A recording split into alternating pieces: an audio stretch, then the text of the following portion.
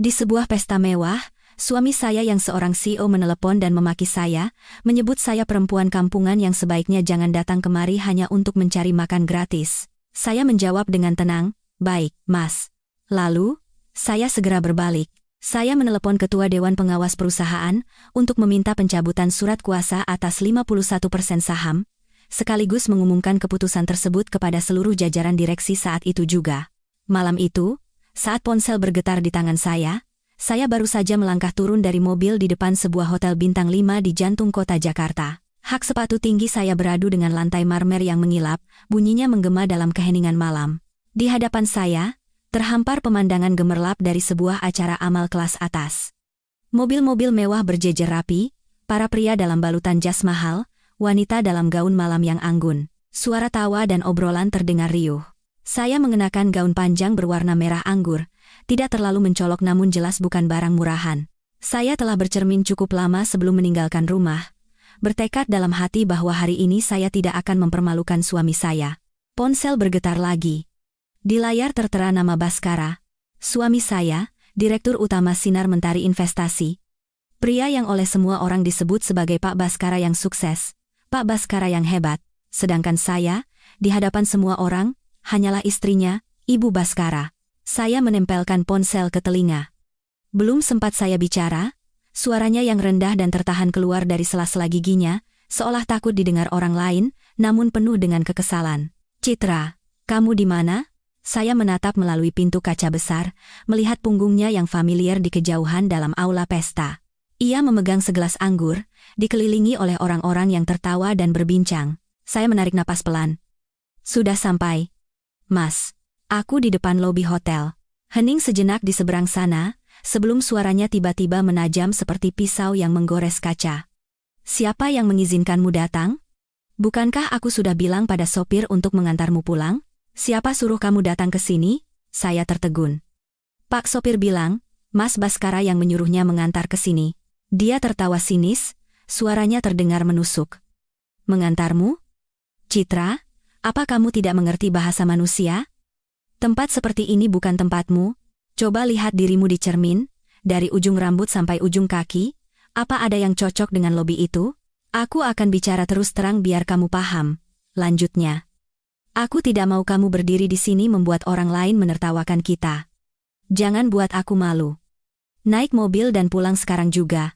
Jangan bertingkah seperti orang kampungan kelaparan yang datang kemari hanya untuk cari makan gratis." Saya mendengar 3 kata terakhir itu dengan sangat jelas. Dia sengaja menekankannya, perempuan kampungan kelaparan. Angin malam dari pintu putar berembus, membuat gaun tipis saya menari. Rasa dingin meresap menembus kain, membuat bahu saya sedikit bergetar. Tangan yang menggenggam ponsel mengerat hingga memutih, namun suara saya, anehnya, tetap tenang. "Kampungan? Ya. Jangan berhayal. Kamu itu hanya anak desa yang beruntung bisa mendapatkan aku. Jangan pikir karena aku membawamu ke beberapa acara, kamu bisa berubah jadi nyonya besar. Paham? Pulang sekarang. Jangan berdiri di sana seperti pengemis yang menunggu orang melempar kursi atau piring nasi. Pulang. Jangan sampai aku mengatakannya 2 kali." Alunan musik dari dalam aula terdengar sayup-sayup, denting gelas, tawa pria dan wanita yang bercampur baur membuat kata-katanya semakin menyakitkan. Dalam sekejap, berbagai kenangan melintas di kepala saya seperti film yang diputar cepat. Dia pernah menegur saya karena cara saya minum yang dianggapnya seperti menenggak air putih. Dia menertawakan saya ketika saya salah menyebut merek tas mahal yang dipamerkan para sosialita. Dia pernah berkata, "Kamu tidak perlu bicara apa-apa. Cukup tersenyum. Kalau kamu bicara, nanti orang lain tahu aku dapat istri dari kampung." Selama ini, saya selalu menghibur diri. Apa yang kurang, harus dipelajari. Asalkan kita berusaha, dia pasti akan melihatnya. Saya berusaha belajar cara menggunakan pisau dan garpu, cara mengangguk saat mendengar percakapan tentang politik dan saham yang sama sekali tidak saya minati. Saya masih percaya bahwa jika saya cukup sabar, suatu hari dia akan memandang saya dengan cara yang berbeda. Tapi malam ini, 3 kata itu, perempuan kampungan kelaparan, bagaikan ujung tombak sedingin es yang menusuk gelembung ilusi yang selama ini saya peluk erat, menghancurkannya berkeping-keping. Saya terdiam selama 2 detik, lalu perlahan berkata, "Iya, Mas." Citra mengerti. Setelah itu, saya menutup telepon. Tidak berdebat, tidak menangis, tidak memohon. Hanya satu kata, iya. Saya tidak langsung berbalik dan pergi. Cahaya dari ruang pesta masih terang benderang. Para tamu berlalu lalang dalam kelompok-kelompok kecil. Tidak ada yang memperhatikan seorang wanita yang berdiri membeku di depan pintu seperti saya. Saya menarik napas dalam-dalam, membiarkan udara malam yang dingin memenuhi paru-paru. Rasa sesak di tenggorokan perlahan mereda. Saya mengangkat tangan, menyibakkan rambut dengan gerakan yang seolah tak disengaja. Namun, jari jemari saya menyentuh earpiece, nirkabel super kecil yang tersembunyi di telinga. Saya mengetuknya 2 kali dengan ujung kuku untuk memutuskan sambungan. Sejak turun dari mobil, saya telah mendengar seluruh percakapan di dalam aula, dengan siapa dia bersulang, bagaimana dia memperkenalkan diri sebagai pendiri Sinar Mentari Investasi. Dia lupa bahwa di sudut lain, ada seorang wanita yang diam-diam memegang kunci yang sebenarnya.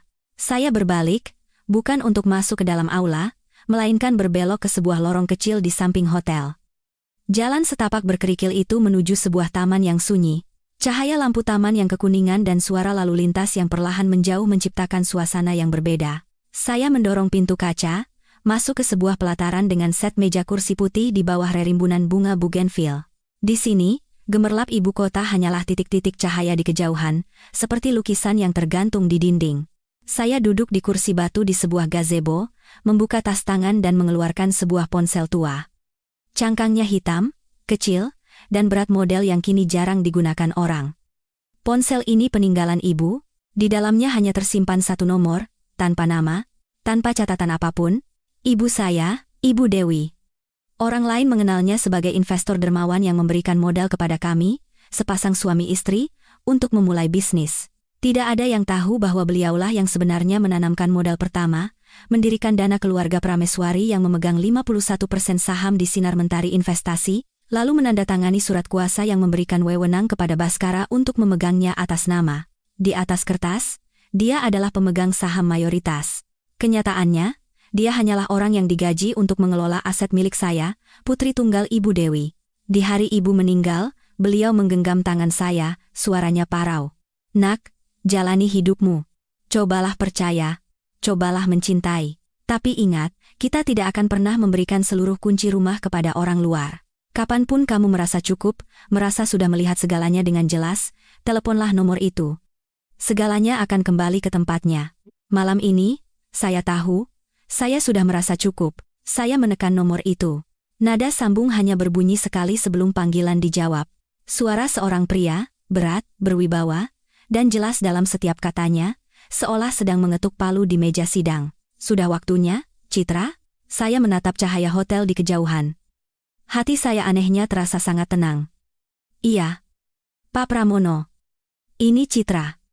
Saya ingin menggunakan hak Ibu Dewi, sesuai dengan isi wasiat dan surat kuasa. Suara di seberang sana bergumam, silakan. Saya memejamkan mata, mengucapkan setiap kata dengan perlahan, seolah takut salah satu tanda baca pun. Saya meminta Bapak untuk segera mengaktifkan klausul 3, bagian B dalam perjanjian surat kuasa. Cabut status perwakilan Tuan Baskara Aditama atas 51% saham milik dana keluarga Prameswari di Sinar Mentari Investasi, beserta hak suara, hak atas keuntungan, dan seluruh posisi yang timbul dari kepemilikan saham tersebut. Dan mohon terbitkan mosi untuk diberitahukan kepada Dewan Komisaris, Komite Audit, dan jajaran direksi agar berlaku efektif malam ini juga. Hening sejenak. Saya bisa mendengar suara kertas di balik perlahan. Lalu beliau berkata, baik. Sesuai prosedur, diperlukan verifikasi biometrik dan sandi. Bersiaplah. Saya menempelkan bagian belakang ponsel tua itu ke telapak tangan. Seberkas cahaya merah redup menyala sekejap, memindai sidik jari saya. Saya mengucapkan serangkaian angka dan karakter rumit yang hanya saya dan beliau yang tahu, sesuatu yang ibu paksa saya hafalkan setiap malam sejak saya belum mengerti artinya. Setelah verifikasi selesai, terdengar suara ketikan keyboard yang cepat dan tegas. Selesai. Mosi akan dibuat, ditandatangani secara elektronik, dan dikirim dalam 5 menit. Satu salinan akan dikirim ke emailmu. Mulai sekarang, dalam sistem, pemilik 51% saham Sinar Mentari adalah Citra Prameswari. Sisanya, kita bicarakan besok pagi. Kamu sudah bekerja keras, Nak. Saya seperti mendengar helaan napas lega, seolah ada simpati di dalamnya. Selamat datang kembali, Citra. Panggilan berakhir. Saya memasukkan ponsel tua itu kembali ke dasar tas, menutup resletingnya seolah menyimpan senjata tajam. Kemudian, saya mengambil ponsel yang biasa saya gunakan. Layarnya menyala, menampilkan puluhan pesan belum terbaca dari grup pengusaha dan grup istri-istri sosialita yang memasukkan saya hanya untuk menggenapi jumlah anggota. Mereka sedang asyik mengirim foto gaun, foto pesta, dan botol anggur. Saya melewati semuanya dan langsung membuka kotak masuk email. Benar kata Pak Pramono. Sebuah email baru saja masuk, mosi pencabutan surat kuasa Tuan Baskara Aditama. Di bagian bawah dokumen, tertera stempel elektronik berwarna merah dari sebuah kantor hukum ternama, tanda tangan Ketua Dana Keluarga, semuanya sah, ringkas, dan dingin. Saya membacanya sampai tuntas, lalu menekan tombol konfirmasi penerimaan. Hampir di saat yang bersamaan, suara riuh rendah datang dari arah hotel. Saya tidak bisa mendengar apa yang mereka bicarakan, tapi saya melihat 2 atau 3 bayangan orang berjalan cepat melewati pintu kaca, tangan mereka juga memegang ponsel. Mungkin para direktur, para manajer, dan asisten mereka sedang membaca email yang baru saja tiba, lalu menoleh tajam ke arah orang yang selama ini mereka panggil bos. Baskara, ponsel saya bergetar lagi. Masih nama yang sama, Baskara. Layarnya berkedip-kedip, seolah seseorang sedang panik dan menekan tombol panggil berulang kali. Saya menatap nama itu dengan tenang, seperti melihat ikan yang menggelepar di kolam dangkal. Lalu saya mematikan suaranya. Tidak menjawab, tidak merespons. Angin di taman meniup ujung gaun saya, menerbangkan beberapa helai rambut di dahi. Saya mendongak menatap langit. Malam ini tak banyak bintang, tapi cahaya dari atap hotel begitu terang hingga menyilaukan mata. Di seberang sana, pria yang baru saja menyebut saya perempuan kampungan mungkin tangannya sedang gemetar hingga gelas anggurnya jatuh. Dia mungkin sedang berusaha mati-matian menyelamatkan sisa harga dirinya di hadapan tatapan penuh rasa ingin tahu, waspada, dan mungkin puas. Sedangkan saya, yang duduk sendirian di taman yang sunyi ini, justru merasa separuh beban hidup saya terangkat. Selama bertahun-tahun saya bertanya pada diri sendiri, siapa sebenarnya yang datang untuk makan gratis di pesta kehidupan ini? Saya, atau dia? Dia hidup di atas kepercayaan saya, di atas uang ibu saya, di atas nama besar keluarga saya, lalu berbalik dan meludahi wajah saya dengan 3 kata itu. Saya menggenggam tas erat-erat dan bangkit berdiri. Saya tidak akan masuk ke pesta itu lagi, saya akan pulang. Malam ini, di rumah itu, saya dan dia masih punya satu percakapan terakhir yang harus diselesaikan. Saya meninggalkan taman, berjalan kembali menyusuri jalan setapak menuju lobi depan. Cahaya di luar pintu hotel masih seterang saat saya tiba. Tapi di dalam hati saya, ada sesuatu yang telah padam selamanya. Sopir melihat saya keluar dan bergegas membukakan pintu mobil, menatap saya dengan ragu. Ibu Citra. Tidak jadi masuk? Saya menggeleng, suara saya serak namun jelas. Kita pulang? Dia menatap saya dari kaca spion, seolah ingin bertanya sesuatu tapi urung. Mobil mundur perlahan dari lobi, bergabung dengan arus lalu lintas di jalan raya. Deretan lampu jalan yang kekuningan perlahan bergerak ke belakang. Cahaya dan bayangan silih berganti di wajah saya. Saya menyandarkan kepala ke jok mobil, memejamkan mata, tangan saya masih di atas tas, merasakan 2 ponsel di dalamnya, seolah menyentuh 2 sisi kehidupan yang berbeda. Satu sisi adalah seorang istri yang disebut kampungan. Sisi lainnya adalah pewaris saham dengan kekuasaan penuh. Ponsel yang biasa saya gunakan bergetar berkali-kali. Masih namanya. Saya membiarkannya, hingga pada panggilan kelima, muncul nomor lain di layar nomor yang biasa ia gunakan untuk menghubungi rekan bisnis. Saya menatap nomor itu sejenak, lalu menjawabnya. Di ujung sana, terdengar suara napas yang terengah-engah bercampur dengan keriuhan orang banyak. Citra, kamu akhirnya mengangkat telepon? Apa yang kamu lakukan? Email itu. Apa-apaan itu? Siapa yang mengizinkanmu menyentuh saham itu? Kamu tahu kamu sedang menghancurkan segalanya? Saya tidak langsung menjawab, membiarkannya meluapkan seluruh kepanikannya melalui gelombang telepon. Dalam suaranya, tidak ada sedikit pun kekhawatiran tentang di mana saya berada, apakah saya kedinginan atau sedih, hanya ada ketakutan akan kehilangan. Saya tersenyum tipis, melontarkan pertanyaan yang lembut. Apa yang Mas takutkan? Takut kehilangan Citra? Atau takut kehilangan perusahaan? Hening. Lalu dia meledak. Jangan bicara seperti perempuan menyebalkan begitu. Aku tanya terus terang. Bagaimana kamu bisa menghubungi Pak Pramono? Dokumen itu apa? Siapa yang menghasutmu? Kamu pikir dengan melakukan ini kamu jadi pintar? Hah? Saham itu milikku? Saya menatap keluar jendela, Lampu merah lalu lintas terpantul di kaca. Suara saya datar.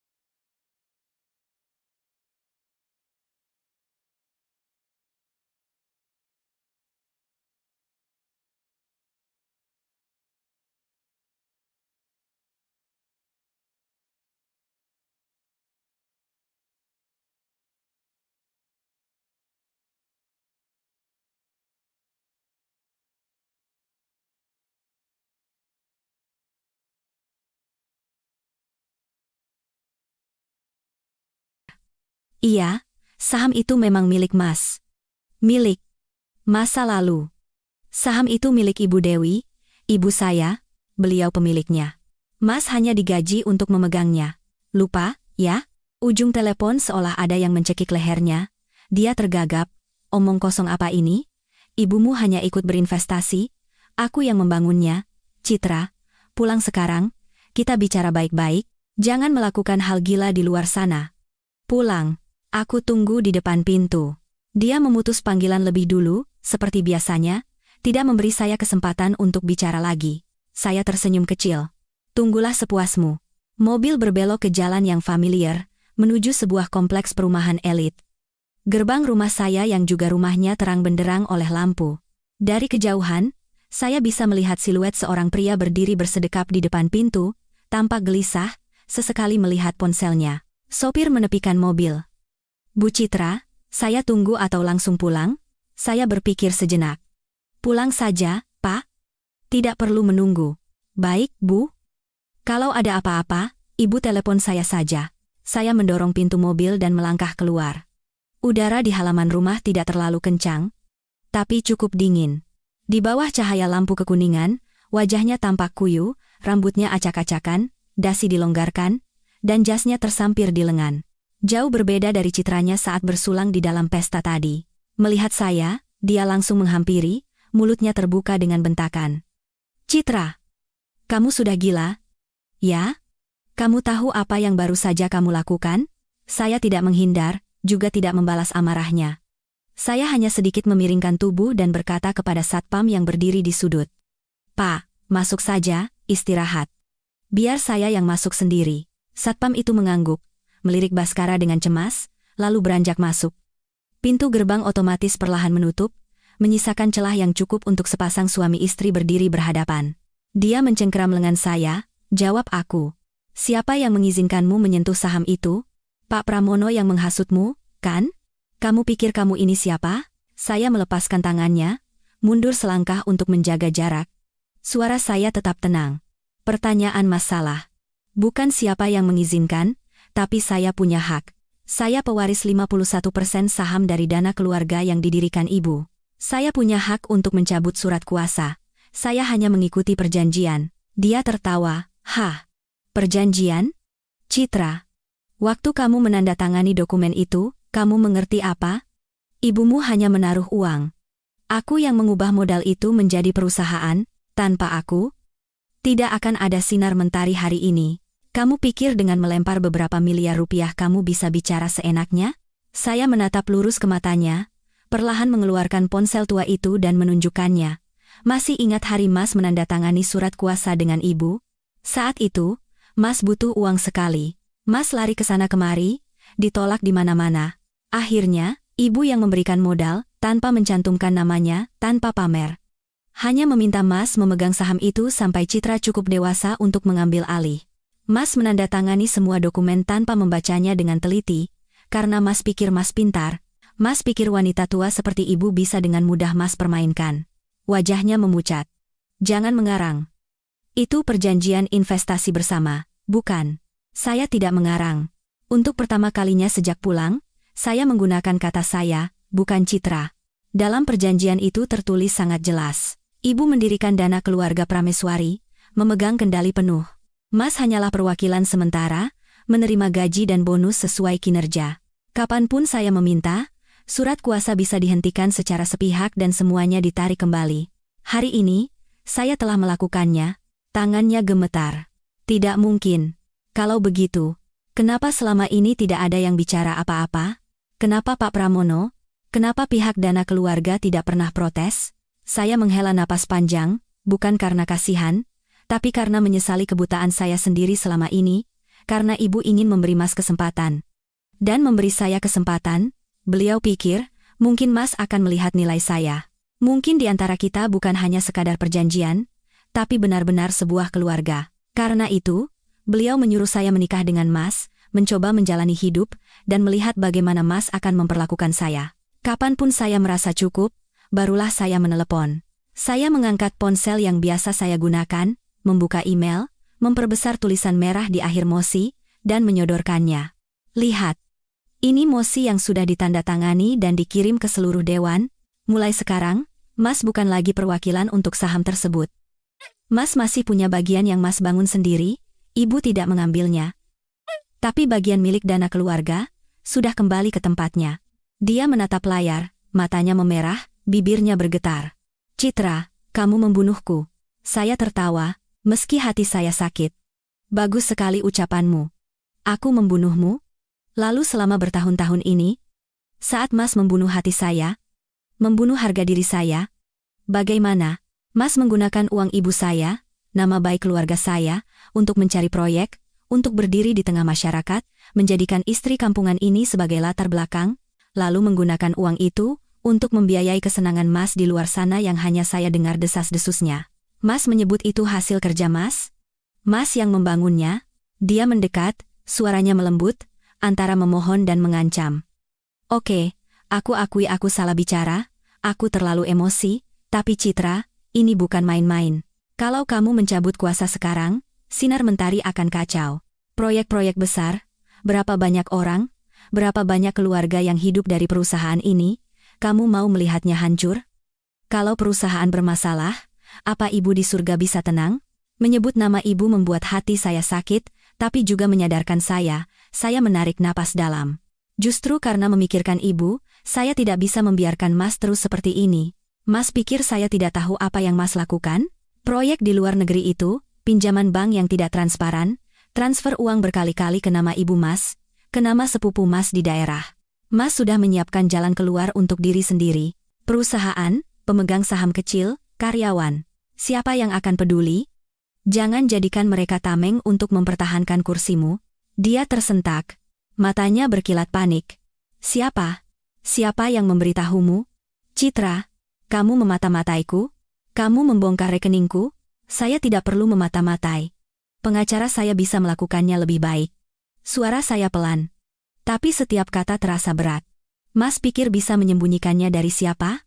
Rekening yang ditransfer bolak-balik, tanah yang dibalik nama, saham yang ditarik, hukum bukan mainan. Hari ini soal saham, besok soal harta gonogini, lalu perintah penyitaan aset jika perlu. Dia mencengkeram lengan saya lagi, lebih keras. Citra, kamu perempuan, kamu harusnya mengerti. Laki-laki berbisnis tidak mungkin bersih 100%. Urusan di luar itu wajar. Tapi aku tetap pulang.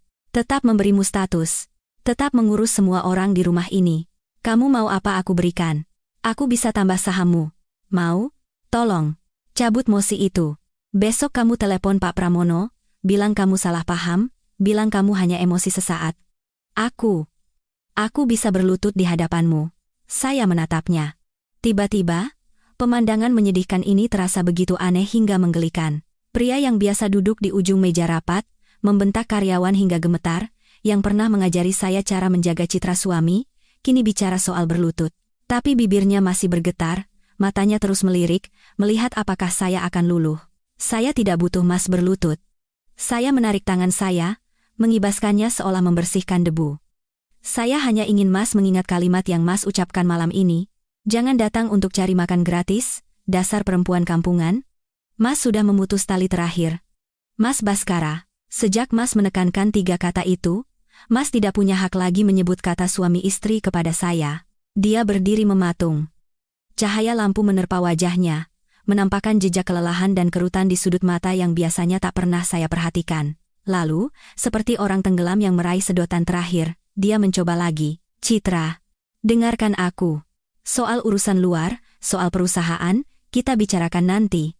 Tapi soal kita berdua, aku salah. Aku minta maaf. Aku tahu aku tidak perhatian.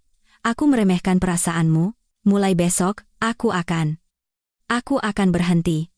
Berhenti minum-minum, berhenti berhubungan dengan mereka, berhenti semuanya. Aku hanya minta satu hal, jangan permalukan aku sekarang. Kamu mau cerai? Aku tanda tangani. Kamu mau bagi harta? Aku juga tanda tangani. Tapi kembalikan kuasa atas saham itu, bisa? Untuk pertama kalinya saya mendengar dia mengucapkan kata cerai, seolah itu pilihan yang bisa diterima demi mempertahankan perusahaan. Tiba-tiba saya merasa sangat dingin. Ternyata di dalam hatinya, selalu ada hal yang lebih berharga daripada saya. Mas sudah bicara sangat jelas. Saya menatapnya dengan tenang, seperti bicara dengan orang asing. Mas rela cerai, rela bagi harta, tapi tidak rela kehilangan kekuasaan di perusahaan. Kalau begitu, kita harus lebih jelas lagi. Perusahaan adalah perusahaan, pernikahan adalah pernikahan. Saham itu milik dana keluarga saya. Pernikahan kita, itu urusan yang akan dibicarakan nanti. Malam ini saya lelah, tolong minggir, saya mau masuk, saya melangkah maju. Dia menghalangi pintu selama beberapa detik, lalu akhirnya menepi, seperti bayangan yang tertiup angin. Saat saya melewatinya, saya mendengar bisikannya, entah ditujukan pada saya, pada dirinya sendiri, atau pada kehampaan. Citra, kamu akan menyesal. Saya tidak menjawab. Pintu terbuka, lorong rumah yang terang benderang, aroma kayu, pengharum ruangan, dan sisa makan malam yang telah dingin bercampur menjadi satu. Saya melangkah masuk, menutup pintu. Bunyi kunci terdengar pelan. Klik. Tapi bagi saya, itu seperti garis batas yang telah selesai ditarik. Malam itu, saya tidak turun ke dapur, tidak memeriksa setiap ruangan seperti biasanya. Saya langsung naik ke kamar tidur saya, menutup pintu, dan bersandar sejenak. Jantung saya masih berdetak, tapi tidak lagi berdebar kencang. Saya tahu, sejak saya menelepon Pak Pramono, sejak dia menyebut saya kampungan, hidup saya telah berbelok ke arah yang lain. Urusan perusahaan hanyalah langkah pertama. Di depan, masih ada urusan pernikahan, harta, keluarga kedua belah pihak, dan gunjingan orang. Tapi untuk pertama kalinya, saya tidak merasa takut. Saya hanya merasa hati saya, yang telah bersabar selama bertahun-tahun, akhirnya bisa berdiri tegak kembali. Saya melihat jam. Belum pagi, tapi ini bukan lagi malam yang sunyi seperti biasanya. Saya mengambil ponsel dan mengirim pesan singkat kepada pengacara saya, Rina, seorang sahabat dekat yang besok akan saya minta bantuannya secara resmi. Mbak Rina, sepertinya aku akan butuh semua yang pernah Mbak siapkan untukku. Setelah mengirim pesan, saya meletakkan ponsel di meja. Saya berjalan ke lemari, mengambil sebuah kotak kayu peninggalan ibu. Di dalamnya ada kertas-kertas tua, tanda tangan ibu, catatan pengamatan, dan peringatan beliau tentang sifat Baskara. Semua sudah ada di sana sejak lama. Hanya saja, baru hari ini saya bersedia membukanya dan membacanya dengan saksama. Saya duduk di tempat tidur, memeluk kotak kayu itu di pangkuan. Saya berbisik dalam hati, seolah bicara pada ibu. Ibu, maafkan Citra karena terlalu lama, tapi sekarang, Citra akan menyelesaikannya sampai tuntas. Malam itu saya hampir tidak tidur. Bukan karena takut, tapi karena di kepala saya, banyak hal yang sedang menata ulang posisinya, seperti sebuah ruangan yang baru saja dibongkar dan kini harus ditata kembali satu persatu. Saya memeluk kotak kayu ibu sepanjang malam, membaca setiap lembar kertas yang beliau tinggalkan. Tulisan tangannya yang familiar berselang-seling dengan catatan yang dingin, nyaris seperti laporan keuangan. Baskara gegabah, ambisius, mudah terprovokasi oleh ketenaran. Cenderung memindahkan aset ke nama kerabat. Belum terlihat tanda-tanda keseriusan dengan putriku. Dulu saya pernah membacanya sekilas, tapi saya memilih untuk percaya pada kata-kata manisnya setelah badai amarah, percaya pada genggaman tangannya saat dia ingin saya tampil di sisinya untuk menyempurnakan citranya. Ternyata, ibu sudah melihatnya sejak lama. Beliau hanya tidak tega menarik saya dari jalan yang saya pilih sendiri. Menjelang subuh, Saya baru terlelap sejenak. Ketika terbangun, sinar matahari sudah menyentuh tepi tempat tidur. Ponsel di meja bergetar tanpa henti, bukan dari dia, dari pengacara saya, Rina. Saya mengangkatnya. Suara saya masih serak. "Halo Mbak." Di seberang sana, Rina langsung ke pokok persoalan. "Citra, kamu sudah buka internet?" Saya tertegun. "Belum, Mbak." "Ada apa?" Rina menghela napas panjang. "Namamu, nama suamimu, nama perusahaan kalian, sedang jadi bulan-bulanan di mana-mana. Tadi malam Dewan Komisaris rapat darurat online. Pagi ini, beberapa portal berita keuangan menurunkan berita mengejutkan. CEO Sinar Mentari kehilangan kendali saham dalam semalam. Sekarang, saya terduduk di tempat tidur. Punggung saya terasa dingin. Saya sudah siap menghadapi badai, tapi tidak menyangka akan datang secepat ini. Lalu, bagaimana keadaannya? Dia sedang berusaha mengendalikan situasi internal, menenangkan pemegang saham kecil. Tapi situasinya tidak bagus. 3 mitra besar menangguhkan pembayaran, menunggu konfirmasi hukum. Pihak bank juga mulai memeriksa pinjaman-pinjaman lama. Rina berhenti sejenak, lalu suaranya menjadi lebih serius. "Citra, apa yang kamu lakukan sudah benar secara hukum. Tapi mulai sekarang, ini bukan lagi sekadar pertengkaran suami istri. Ini perang bisnis sungguhan. Kamu harus siap diserang, digali masa lalumu, ditekan sampai menyerah." Saya menatap keluar jendela. Matahari pagi yang lembut terasa menyilaukan. "Citra tahu, Mbak. Tolong aturkan pertemuan dengan Pak Pramono untuk Citra hari ini. Saya harus bicara langsung dengan Dewan Komisaris." "Baik, aku urus." Setelah menutup telepon, saya bangkit dari tempat tidur, berganti pakaian dengan setelan yang sederhana namun rapi. Saat saya membuka pintu kamar, lorong rumah sunyi senyap. Saya baru berjalan beberapa langkah ketika melihatnya berdiri di ujung tangga. Masih dengan setelan semalam, belum berganti. Matanya cekung, dagunya ditumbuhi rambut-rambut halus. Wajahnya seperti orang yang tidak tidur semalaman. Dia menatap saya tanpa berkedip. "Kamu tidak tidur?" Saya berhenti, menjaga jarak. "Mas sendiri?" Dia tertawa kering. "Bagaimana aku bisa tidur?" Lalu dia menatap lurus. "Sampai di mana kamu akan melakukan ini?" Saya perlahan menuruni tangga. Dia berjalan sejajar, tapi tidak berani menyentuh saya. Sampai semuanya kembali ke tempat yang seharusnya. "Lalu aku?" Suaranya serak. "Aku suamimu." Saya berbalik menatapnya untuk pertama kalinya pagi ini. "Mas suamiku? Atau CEO Sinar Mentari?" Dia terdiam. Saya mengerti jawabannya. Sesampainya di ruang tamu, ponselnya berdering lagi. Dia melirik layar, bibirnya terkatup rapat, lalu menjawab. Saya tidak berniat menguping. Tapi keheningan rumah membuat setiap kata terdengar jelas. "Saya tahu. Minta mereka menahan dulu. Katakan sedang ada restrukturisasi internal." "Tidak. Saya masih CEO, wewenang eksekutif belum hilang." "Ya, saya akan rapat dengan tim hukum." Dia menutup telepon, menoleh ke arah saya. "Dengar, kan? Aku masih punya jabatan. Kamu tidak bisa menutup langit dengan satu telapak tangan." Saya duduk di sofa. Saya tidak pernah berniat menutup langit. Saya hanya menarik kembali bagian langit yang memang milik saya. Suasana di antara kami terasa berat. Dia menatap saya sejenak, lalu berkata, "Baik. Kalau kamu sudah menyiapkan jalan keluarmu, aku juga tidak perlu lagi menjaga citramu." Saya tersenyum tipis. "Citra saya?" Sejak Mas menyebut saya perempuan kampungan di hadapan semua orang, sudah tidak lagi berada di tangan Mas. Dia berbalik pergi tanpa berkata apa-apa lagi. Suara pintu ruang kerjanya ditutup dengan keras. Tak lama, asisten rumah tangga keluar dengan takut-takut. "Ibu Citra, mau sarapan?" Saya menggeleng. "Tidak perlu, Bi. Saya mau keluar." Saya meninggalkan rumah, mengemudikan mobil sendiri. Di jalan, pesan dan panggilan masuk tak henti-hentinya. Teman lama, para sosialita yang dulu tersenyum ramah, bahkan kerabat dari pihaknya. Ada yang bertanya, ada yang menyindir, ada pula yang nyaris menginterogasi. Saya tidak menjawab satupun. Saya hanya menelepon satu orang, sepupu saya di kampung. Orang yang selama ini menerima transfer uang darinya untuk membeli tanah atas namanya. "Kak, ini Citra." Suaranya panik saat mendengar saya menelepon. "Bicara jujur sama kakak, tanah atas namamu itu, sekarang nilainya berapa?" Dia terdiam lama, lalu menjawab dengan takut. Mungkin lebih dari 30 miliar, Cit." Saya menarik napas dalam. Bersiaplah.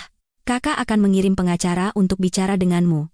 Kamu tidak melakukan kesalahan hukum, tapi kamu tidak bisa lagi memegangnya. Tapi Mas Baskara berpesan, jangan bilang kakak, sekarang kakak sudah tahu. Saya menutup telepon saat mobil berhenti di depan gedung kantor pusat. Saat itulah saya merasa benar-benar telah melangkah ke dunia yang lain. Bukan sebagai istri CEO, tapi sebagai perwakilan pemegang saham pengendali. Pak Pramono sudah menunggu. Beliau menatap saya lama, lalu berkata pelan, "Kamu benar-benar mirip ibumu." Saya menundukkan kepala. "Saya hanya melakukan apa yang seharusnya sudah saya lakukan sejak dulu, Pak." Rapat hari itu lebih tegang dari yang saya bayangkan. Tidak ada lagi sapaan basa-basi, setiap pertanyaan menusuk langsung ke jantung persoalan, surat kuasa, keberlanjutan manajemen, dan kemampuan finansial saya pribadi. Saya menjawab setiap pertanyaan dengan perlahan dan lugas. Hingga pada akhirnya, ketika mosi sementara disetujui, memberikan saya wewenang penuh atas saham tersebut, saya merasa baru saja melewati pertempuran pertama. Keluar dari ruang rapat, saya berdiri sendirian di depan jendela kaca, memandang arus lalu lintas di bawah. Ponsel berdering lagi. Dia. Kali ini, saya menjawab, suaranya terdengar lelah. "Kamu puas sekarang?" Saya berpikir sejenak, lalu menjawab, "Belum." Tapi saya tidak lagi merasa berutang pada hati saya sendiri. Dia tertawa, suara tawa yang getir. "Jadi, kamu menang, Citra?" "Tidak. Ini bukan tentang menang atau kalah. Ini tentang mengambil kembali apa yang menjadi hak." Hening lama di seberang sana. Lalu dia berkata, untuk pertama kalinya saya mendengar kehampaan yang begitu nyata dalam suaranya. "Malam ini, kamu pulang?" Saya menatap sinar matahari di luar jendela. "Pulang. Tapi bukan untuk kembali menjadi istrimu." Malam itu, ketika saya kembali, rumah terang benderang. Dia duduk di ruang tamu. Di hadapannya, setumpuk dokumen dan surat cerai yang sudah ia tanda tangani. Dia mendorongnya ke arah saya. "Aku sudah tanda tangan. Sisanya, kamu isi sendiri." Saya tertegun sejenak. Bukan karena sakit hati, tapi karena tidak menyangka dialah yang akan menyodorkannya lebih dulu. Dia menatap saya. "Aku tahu kamu tidak akan berhenti. Dan aku tidak punya hak lagi untuk menahanmu." Saya menatap tanda tangannya yang familiar. Tiba-tiba tenggorokan saya tercekat. Bertahun-tahun pernikahan, berakhir hanya di selembar kertas. Saya meletakkan tangan saya di tepi kertas itu. "Aku belum akan tanda tangan." Suara saya sangat pelan. "Mas masih punya kesempatan untuk berbenah. Kalau Mas mau menghentikan semua ini." Dia tertawa sedih.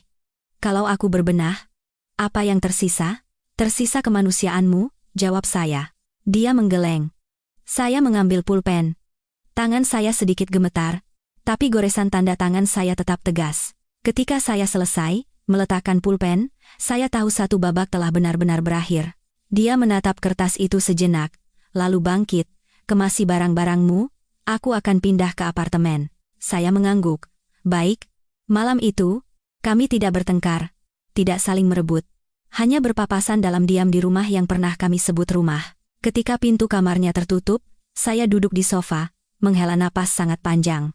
Saya tidak menangis, tapi hati saya terasa anehnya kosong. Saya tahu, hal tersulit bukanlah merebut kembali saham, bukan menandatangani surat cerai. Hal tersulit adalah hari-hari ke depan, di mana saya harus berdiri sendiri di tengah medan perang bisnis, di tengah gunjingan, di tengah kenangan pernikahan yang sudah lama mati tapi baru saja dimakamkan. Dan saya tahu, ini barulah awal dari sebuah konfrontasi dalam bentuk lain, yang tidak meledak dalam satu malam, tapi akan berlangsung alot, selangkah demi selangkah. Setelah menandatangani surat cerai, saya naik ke kamar untuk mengemasi barang-barang dalam diam. Ruangan yang dulu menjadi kamar tidur kami bersama, kini hanya menyisakan suara pendingin udara yang berdesis pelan dan aroma parfumnya yang masih tertinggal di bantal. Saya tidak membawa banyak barang, hanya beberapa setel pakaian, buku catatan lama ibu, kotak kayu itu, dan kedua ponsel saya. Barang-barang mahal pemberiannya saya tinggalkan. Bukan karena angkuh, tapi karena saya paham, sesuatu yang dibeli dengan uang harus dikembalikan dengan uang. Tapi yang saya bawa hari ini adalah bagian dari hidup yang tak ternilai. Saat saya menyeret koper menuruni tangga, dia berdiri di ruang tamu, bersandar pada lemari. Di atas meja, surat cerai itu sudah ia lipat rapi. Dia menatap saya. Pandangannya campuran antara kelelahan dan keputusasaan. "Kamu pergi malam ini juga?" Saya mengangguk. "Kalau tetap di sini, nanti aku luluh." Dia tertawa tipis. Kamu takut luluh? Atau takut melihat wajahku? Saya tidak menjawab. Beberapa pertanyaan, bagaimanapun dijawab, tetap akan terasa berlebihan. Melangkah keluar dari pintu rumah, saya menarik napas dalam-dalam. Untuk pertama kalinya dalam bertahun-tahun, saya berjalan keluar dari tempat itu bukan sebagai istrinya, tapi sebagai Citra Prameswari, seorang wanita yang baru saja mengakhiri pernikahannya. Mobil bergerak menjauh. Saya tidak menoleh ke belakang. 3 hari kemudian, saya resmi pindah ke sebuah apartemen kecil atas nama ibu sejak bertahun-tahun lalu. Ruangannya tidak besar, tapi terang, dengan balkon yang menghadap ke lekuk sungai yang membelah kota. Saya menata setiap barang sendirian, tanpa bantuan. Semakin saya melakukannya, semakin saya merasa hati saya menjadi lebih kokoh. Setiap pagi, saya bangun lebih awal, membuat kopi sendiri, berdiri di tepi jendela memandang lalu lintas, lalu berangkat ke kantor. Sebagai sosok yang masih asing bagi banyak orang, pemegang saham pengendali keasingan itu terpancar jelas dari setiap mata yang menatap saya di sepanjang koridor, dari setiap anggukan kepala yang waspada sekaligus ingin tahu. Dulu, saat melewati mereka, saya akan menerima senyum basa-basi yang diperuntukkan bagi istri bos. Sekarang, itu adalah tatapan menimbang-nimbang yang diperuntukkan bagi pemegang kekuasaan yang sesungguhnya. Hanya dalam beberapa hari, posisi saya di mata orang lain berubah total. Rina mendampingi saya di setiap langkah. Setiap kali saya lelah, dia akan berkata singkat, "Kamu sedang berjalan di jalan yang tidak berani ditempuh kebanyakan orang. Jadi, kamu tidak boleh lemah." Saya hanya mengangguk. Di pihaknya, berita tentang proyek-proyek yang mandek mulai bocor. Beberapa pinjaman bank meminta tambahan jaminan.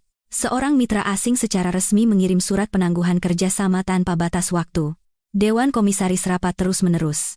Dia masih menjabat sebagai CEO, tapi posisinya kini tak ubahnya nakhoda di tengah badai tanpa pegangan. Suatu sore, saya menerima pesan dari nomor tak dikenal. "Citra, ini aku." Dia ganti nomor. Saya menatap nomor itu lama, lalu menghapusnya tanpa membalas. Bukan karena benci, tapi karena saya tahu, jika saya merespons, saya akan kembali terjerat dalam pusaran emosi yang tidak perlu. Pekerjaan yang ada sudah cukup menekan, tak ada ruang lagi untuk kelemahan lama. Di hari yang sama, Rina memberitahu bahwa pihak keluarga Baskara mulai bergerak, meminta kerabat menekan saya. Mereka bilang saya tidak tahu berterima kasih, merebut perusahaan suami. Saya mendengarkan, tapi tidak terkejut. Bagi mereka, saya selamanya adalah menantu kampungan yang menumpang hidup pada suami. Bagaimana kebenaran hukumnya, mereka tak perlu tahu. Saya hanya berpesan pada Rina, "Mbak, ikuti saja jalur hukum, tidak perlu membalas di media sosial." Tapi media sosial tidak membiarkan saya.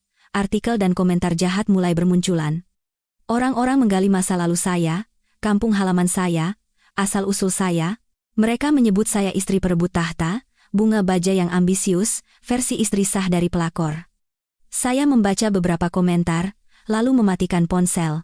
Ibu pernah berkata, "Nak, kamu tidak bisa memaksa seluruh dunia memahamimu.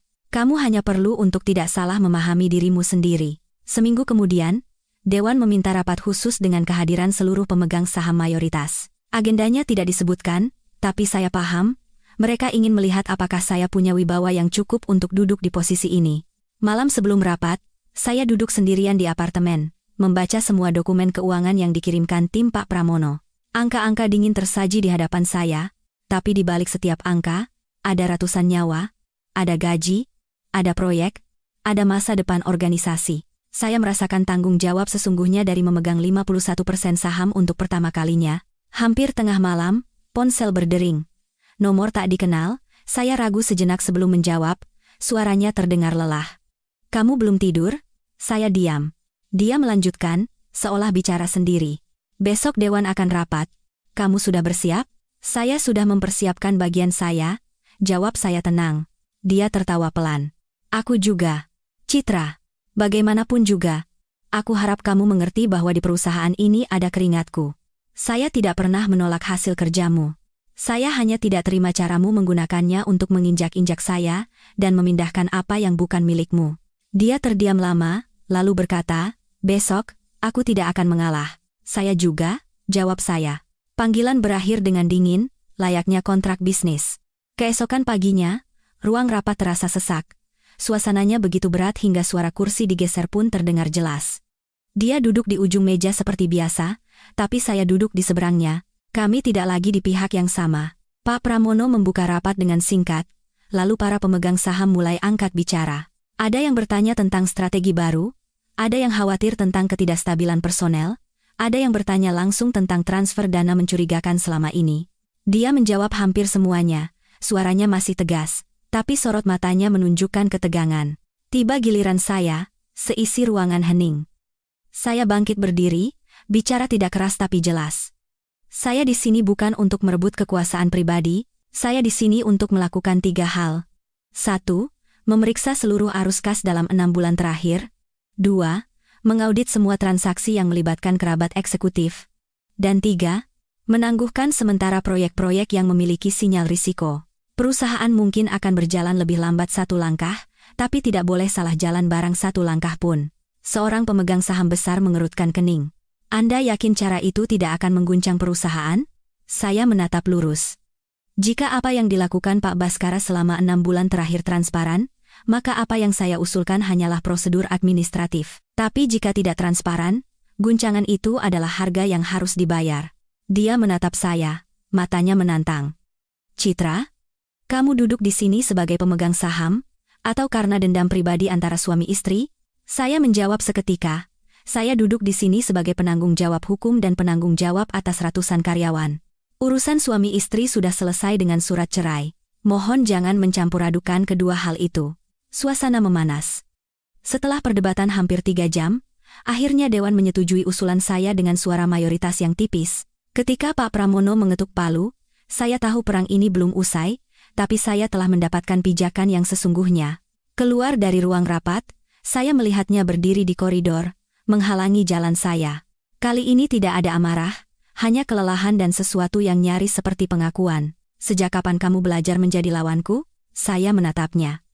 Sejak Hari Mas mengajari saya untuk diam saat dihina. Dia tidak berkata apa-apa lagi. Saya pun demikian, kami berjalan ke arah yang berlawanan di koridor yang panjang. Sore itu, ketika saya kembali ke apartemen, berdiri di balkon menatap sungai, hati saya tidak lagi bergetar seperti hari-hari pertama. Saya tahu, di depan masih banyak badai baik secara hukum, sosial, maupun internal perusahaan, dan juga serangan balik darinya. Tapi saya juga tahu, saya bukan lagi perempuan yang hanya bisa pasrah dan berharap. Saya sedang berdiri dengan kaki saya sendiri, meskipun jalannya penuh dengan angin sakal. Dan pada saat itu, saya mengerti ucapan ibu. Ketika kamu berani berdiri sendiri, barulah kamu akan memiliki rumah yang sesungguhnya. Setelah rapat hari itu, saya memasuki periode di mana setiap langkah saya diawasi di bawah mikroskop. Media keuangan mulai menjuluki saya kekuatan bayangan baru sinar mentari.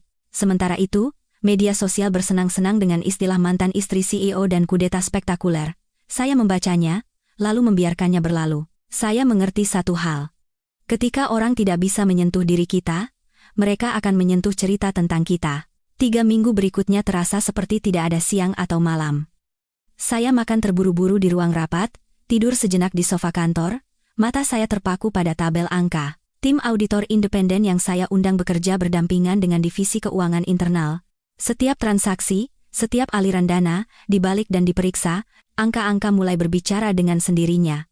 Puluhan miliar rupiah yang ditransfer ke nama sepupunya. Kontrak pengadaan yang harganya digelembungkan melalui perusahaan perantara milik kenalannya. Dana cadangan yang digerogoti sedikit demi sedikit melalui transaksi-transaksi kecil selama lebih dari setahun. Saya tidak terkejut. Hanya saja, ketika melihatnya dengan mata kepala sendiri, rasa sakit yang aneh masih muncul di dada. Ini adalah keringat banyak orang, kepercayaan yang pernah saya berikan, uang yang ibu tinggalkan semua disedot keluar seperti darah yang mengalir tanpa suara. Rina meletakkan map tebal di meja, suaranya serius. Kalau kita putuskan untuk menyerahkan ini, pihak berwenang akan langsung masuk. Saya menatap map itu lama, lalu menggeleng pelan. Belum, Mbak.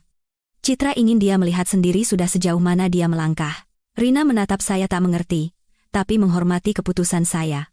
Kamu masih berbaik hati. Saya tersenyum tipis. Bukan, Mbak. Citra hanya ingin semuanya berakhir dengan terhormat, seperti yang ibu ajarkan. Di pihaknya, segalanya mulai retak. Karyawan tingkat menengah mulai mengundurkan diri. Wakil direktur utama, orang kepercayaannya, mengajukan pengunduran diri dengan alasan kesehatan. Saya tahu, ketika aroma risiko semakin jelas, orang akan memilih melindungi diri sendiri. Dalam rapat, dia masih berbicara lantang tentang strategi dan visi, tapi matanya tak lagi memancarkan keyakinan penuh. Suatu sore di kantor, saya menerima pesan dari ibunya. "Citra, ibu mau bertemu." Saya terdiam beberapa saat. Sejak perceraian, beliau tidak pernah menghubungi saya, perasaan aneh menyelimuti hati saya. Saya membalas, "Baik, Bu.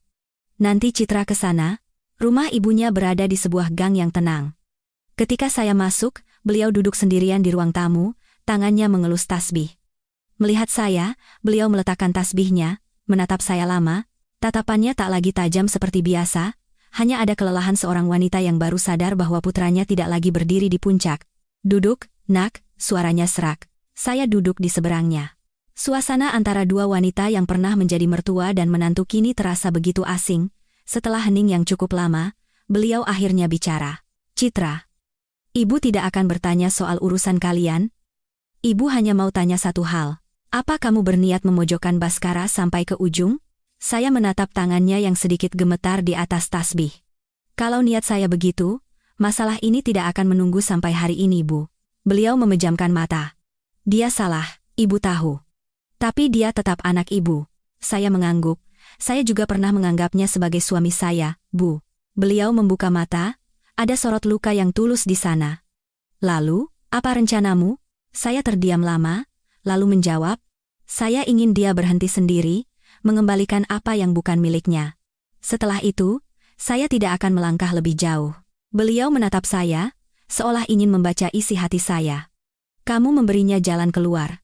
Saya memberi diri saya sendiri jalan untuk mengakhiri ini tanpa penyesalan," jawab saya.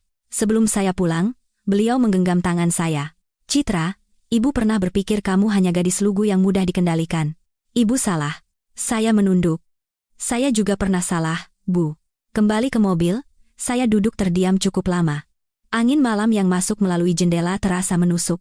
Saya tahu, pertemuan ini bukan hanya permohonan seorang ibu, tapi juga sinyal bahwa dia benar-benar sudah terpojok. 3 hari kemudian, dia menelepon. Kali ini, tanpa basa-basi. "Citra, aku mau bertemu denganmu." Saya terdiam sejenak. "Di mana?" "Warung soto dulu. Tempat yang pernah kamu bilang ingin kamu datangi setiap kali aku pulang rapat larut malam." Saya pikir saya tidak akan lagi goyah oleh kenangan. Tapi setelah menutup telepon, tangan saya tanpa sadar terkepal erat. Saya tiba di warung itu. Masih sama, kecil, sempit, dan berisik. Dia duduk di meja pojok, mengenakan kemeja gelap tanpa dasi. Punggungnya terlihat lebih membungkuk dari yang saya ingat. "Makan apa?" tanyanya. "Seperti biasa," jawab saya. Dia mengangguk, memesankan 2 mangkuk soto Betawi, seolah itu kebiasaan yang belum mati. Ketika 2 mangkuk soto diletakkan di meja, uap panasnya mengepul, mengaburkan wajahnya. Dia menatap saya lama, lalu berkata, "Aku kalah." "Citra."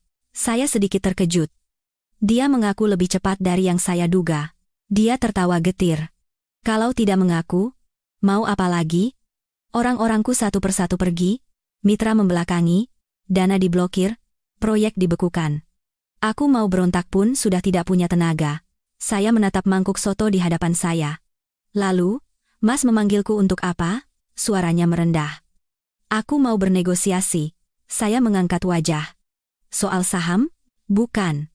Soal yang sudah aku pindahkan." Jantung saya sedikit terenyak, tapi suara saya tetap datar. "Mas mau mengembalikannya?" Dia mengangguk. "Akan aku kembalikan semuanya. Tanah atas nama sepupuku, saham yang aku alihkan ke kerabat, bahkan uang yang perlahan aku tarik, akan aku jelaskan semuanya ke tim audit. Aku hanya minta satu hal." Saya menatapnya, "Katakan. Jangan sampai masalah ini masuk ke ranah pidana." Suaranya nyaris parau. "Aku tidak mau ibu melewati sisa hidupnya dalam aib. Aku tidak takut penjara, Citra, tapi aku takut beliau tidak akan sanggup menanggungnya." Saat itu, saya melihat pria di hadapan saya dengan jelas. Dia bukan lagi CEO yang angkuh, hanya tersisa seorang anak laki-laki yang takut membuat ibunya yang sudah tua kecewa. Hati saya sedikit goyah. Saya meletakkan sendok, menatap lurus ke arahnya. "Mas kembalikan semuanya, bekerja sama penuh dengan tim audit, menarik diri dari semua transaksi mencurigakan, dan mengundurkan diri dari semua posisi eksekutif di perusahaan terkait. Setelah itu, saya tidak akan menyerahkan dokumen ini ke pihak berwenang. Dia menatap saya, campuran antara lega dan getir. Lalu, sinar mentari, Mas tetap memegang saham yang menjadi hak Mas secara hukum. Tapi Mas harus menyerahkan kembali wewenang pengelolaan. Dia tertawa pelan. Itu artinya, kamu merebut seluruh kekuasaanku. Saya menatapnya perlahan. Bukan. Saya hanya mengambil kembali apa yang menjadi hak saya dan hak ibu. Sisanya, Mas sendiri yang menghilangkannya dengan pilihan-pilihan Mas. Saat itu, di dalam hati saya tidak ada rasa puas, tidak ada kelegaan penuh. Hanya ada rasa lelah yang luar biasa. Lelah karena pernah mencintai, pernah percaya, pernah berjuang, dan kini harus menjaga jarak terakhir antara perasaan dan akal sehat. Hari itu, kami menghabiskan soto dalam diam. Saat bangkit untuk pulang, dia berkata pelan dari belakang saya, "Citra, kalau suatu hari nanti kamu melihatku benar-benar sudah sadar, apa kamu akan menoleh kembali?" Saya berhenti, tidak berbalik, hanya berkata pelan, "Mas seharusnya menoleh untuk melihat diri Mas sendiri dulu." Malam itu, Rina menelepon saya cukup lama. Ketika saya memberitahukan kesepakatan kami, Rina hanya menghela napas. "Kamu ini benar-benar orang terkuat dengan cara yang paling lembut." Saya tersenyum, menatap sungai di luar balkon yang berkilauan. "Karena aku pernah begitu lemah hingga hampir tersapu arus, Mbak." Saya tahu. Setelah pertemuan itu, momen terpenting dari konfrontasi ini telah berakhir. Tapi mulai sekarang, periode yang lebih sepi dan lebih berat justru baru akan dimulai. Setelah pertemuan itu, segalanya berjalan sesuai kesepakatan yang dingin namun perlu. Tim auditor bekerja siang malam. Uang, tanah, dan saham yang dipegang atas nama orang lain perlahan-lahan diinventarisasi dan ditransfer kembali ke tempat yang semestinya. Baskara bekerja sama sepenuhnya. Dalam diam. Tidak ada bantahan, tidak ada perlawanan. Saya tahu, dia sedang menepati janji terakhirnya pada saya dan menjaga sisa harga dirinya. Pada hari dia secara resmi mengajukan pengunduran diri dari semua posisi eksekutif, Dewan Komisaris rapat dalam suasana yang berat. Tak ada yang bicara, tapi semua paham, satu era telah berakhir. Saat dia menandatangani risalah rapat, tangannya sedikit gemetar. Saya, yang duduk di seberangnya, melihatnya dengan jelas. Saat itu, saya tidak lagi memandangnya sebagai lawan, melainkan seperti seseorang yang baru saja mengamputasi sebagian dari dirinya sendiri. Keluar dari ruang rapat, dia tidak menatap saya, hanya berjalan lurus. Saya berdiri termangu di depan jendela kaca, memandangi punggungnya yang perlahan menghilang. Bertahun-tahun menjadi suami istri, berkali-kali berdiri di depan pintu kekuasaan bersama. Tapi hari ini, kami berjalan ke arah yang berbeda, tanpa tujuan yang sama lagi. Sejak hari itu, Sinar Mentari memasuki masa restrukturisasi total. Saya praktis lebih banyak tinggal di kantor daripada di rumah. Jadwal rapat, audit, penandatanganan kontrak baru, bernegosiasi dengan bank dan mitra, menyita waktu saya dari pagi hingga larut malam. Setiap keputusan yang saya ambil bisa berdampak pada ratusan nyawa. Saya tidak mengizinkan diri saya menggunakan emosi, memaksa diri untuk tetap waras hingga nyaris dingin. Rina benar. Jalan yang saya pilih adalah jalan yang sepi. Saat masih menjadi istri CEO, saya bisa berlindung di belakangnya.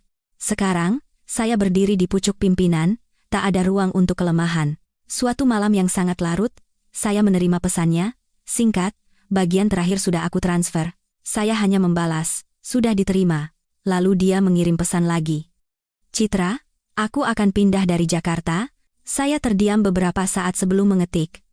"Kemana? Belum tahu. Mungkin pulang kampung, mungkin ke luar negeri, aku butuh tempat di mana tidak ada yang mengenalku."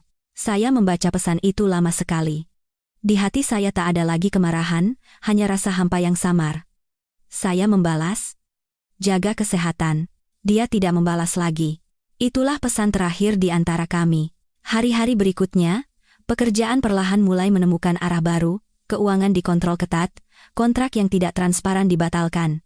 Beberapa proyek terpaksa dihentikan dengan menyakitkan. Ada malam-malam di mana saya duduk sendirian di ruang kerja, menatap tabel proyeksi kerugian, dan hati saya terasa diremas. Tapi saya paham, jika ingin menyelamatkan pohon yang akarnya busuk, kita harus rela memotong dahan yang sekarat. Di tengah hari-hari yang tegang itu, kesehatan saya mulai menurun. Sakit kepala kronis, insomnia berhari-hari. Suatu hari, saya nyaris pingsan di ruang rapat, harus berpegangan pada meja untuk tetap berdiri. Rina menatap saya dengan cemas. Kamu menyakiti dirimu sendiri. Saya hanya tersenyum. Aku belum boleh jatuh, Mbak. Suatu sore,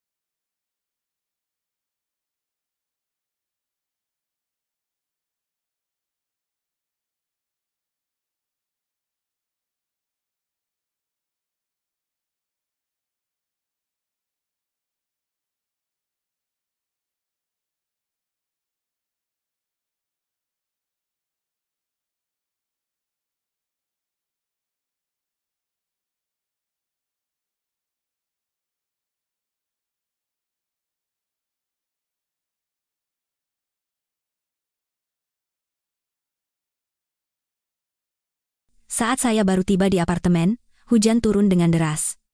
Saya berdiri di balkon, memandangi hujan yang menghantam kota, hati saya anehnya kosong. Rumah yang sepi, tak ada lagi suara langkah kakinya, tak ada lagi cahaya dari ruang kerjanya yang menyala hingga larut malam. Saya baru sadar, mendapatkan segalanya kembali tidak berarti mendapatkan kembali kehangatan sebuah rumah. Ponsel berdering. Ibunya. Saya terkejut, tapi tetap menjawab. Suara beliau lebih lemah dari sebelumnya. Citra. Baskara sudah pergi. Nak, saya tertegun. Pergi kemana, Bu? Dia kemasi barang, naik mobil tadi siang. Tidak bilang kemana. Dia hanya bilang satu hal pada ibu. Aku kalah, Bu. Aku akan pergi dari hidup Citra. Ibu menelepon hanya untuk memberitahu itu. Bagaimanapun juga, ibu berterima kasih kamu masih memberinya jalan keluar. Saya menggenggam ponsel erat-erat, tenggorokan saya kaku. Ibu jaga kesehatan, ya? Beliau menghela napas. Kamu juga, nak. Setelah menutup telepon, saya berdiri termangu di tengah suara hujan. Ternyata, kepergiannya tidaklah seheboh yang saya bayangkan. Tidak ada pesta perpisahan, tidak ada pengumuman besar. Hanya seorang pria yang memanggul kegagalannya, lalu pergi dalam diam dari tempat yang pernah menjadi puncak dunianya. Sebagian hati saya terasa sakit, meskipun logika mengatakan semua ini adalah pilihannya, tapi bagaimanapun, saya pernah mencintai pria itu. Mencintainya dengan sungguh-sungguh, hingga bisa mengabaikan ratusan luka demi mempertahankan ilusi kebahagiaan. Tak lama kemudian, saya mendengar kabar dia menjual apartemen miliknya, mentransfer seluruh uangnya pada ibunya, lalu pergi ke luar negeri. Tak ada yang tahu kemana. Saya pun tidak mencari tahu. Beberapa orang, ketika sudah pergi dari hidup kita, membiarkan mereka menempuh jalannya dalam diam mungkin adalah yang terbaik. Di perusahaan, saya mulai dipanggil dengan sebutan yang sudah bertahun-tahun tidak saya dengar, Ibu Direktur Utama. Pertama kali mendengarnya, saya terkejut, tidak terbiasa. Jabatan itu berat dan sepi, tapi saya tahu, itulah harga dari tempat di mana saya berdiri sekarang. Suatu sore, setelah menandatangani setumpuk dokumen restrukturisasi, saya merasa sangat lelah. Saya meminta asisten membatalkan semua jadwal malam itu. Dalam perjalanan pulang, saya mampir ke sebuah masjid kecil yang dulu sering ibu kunjungi.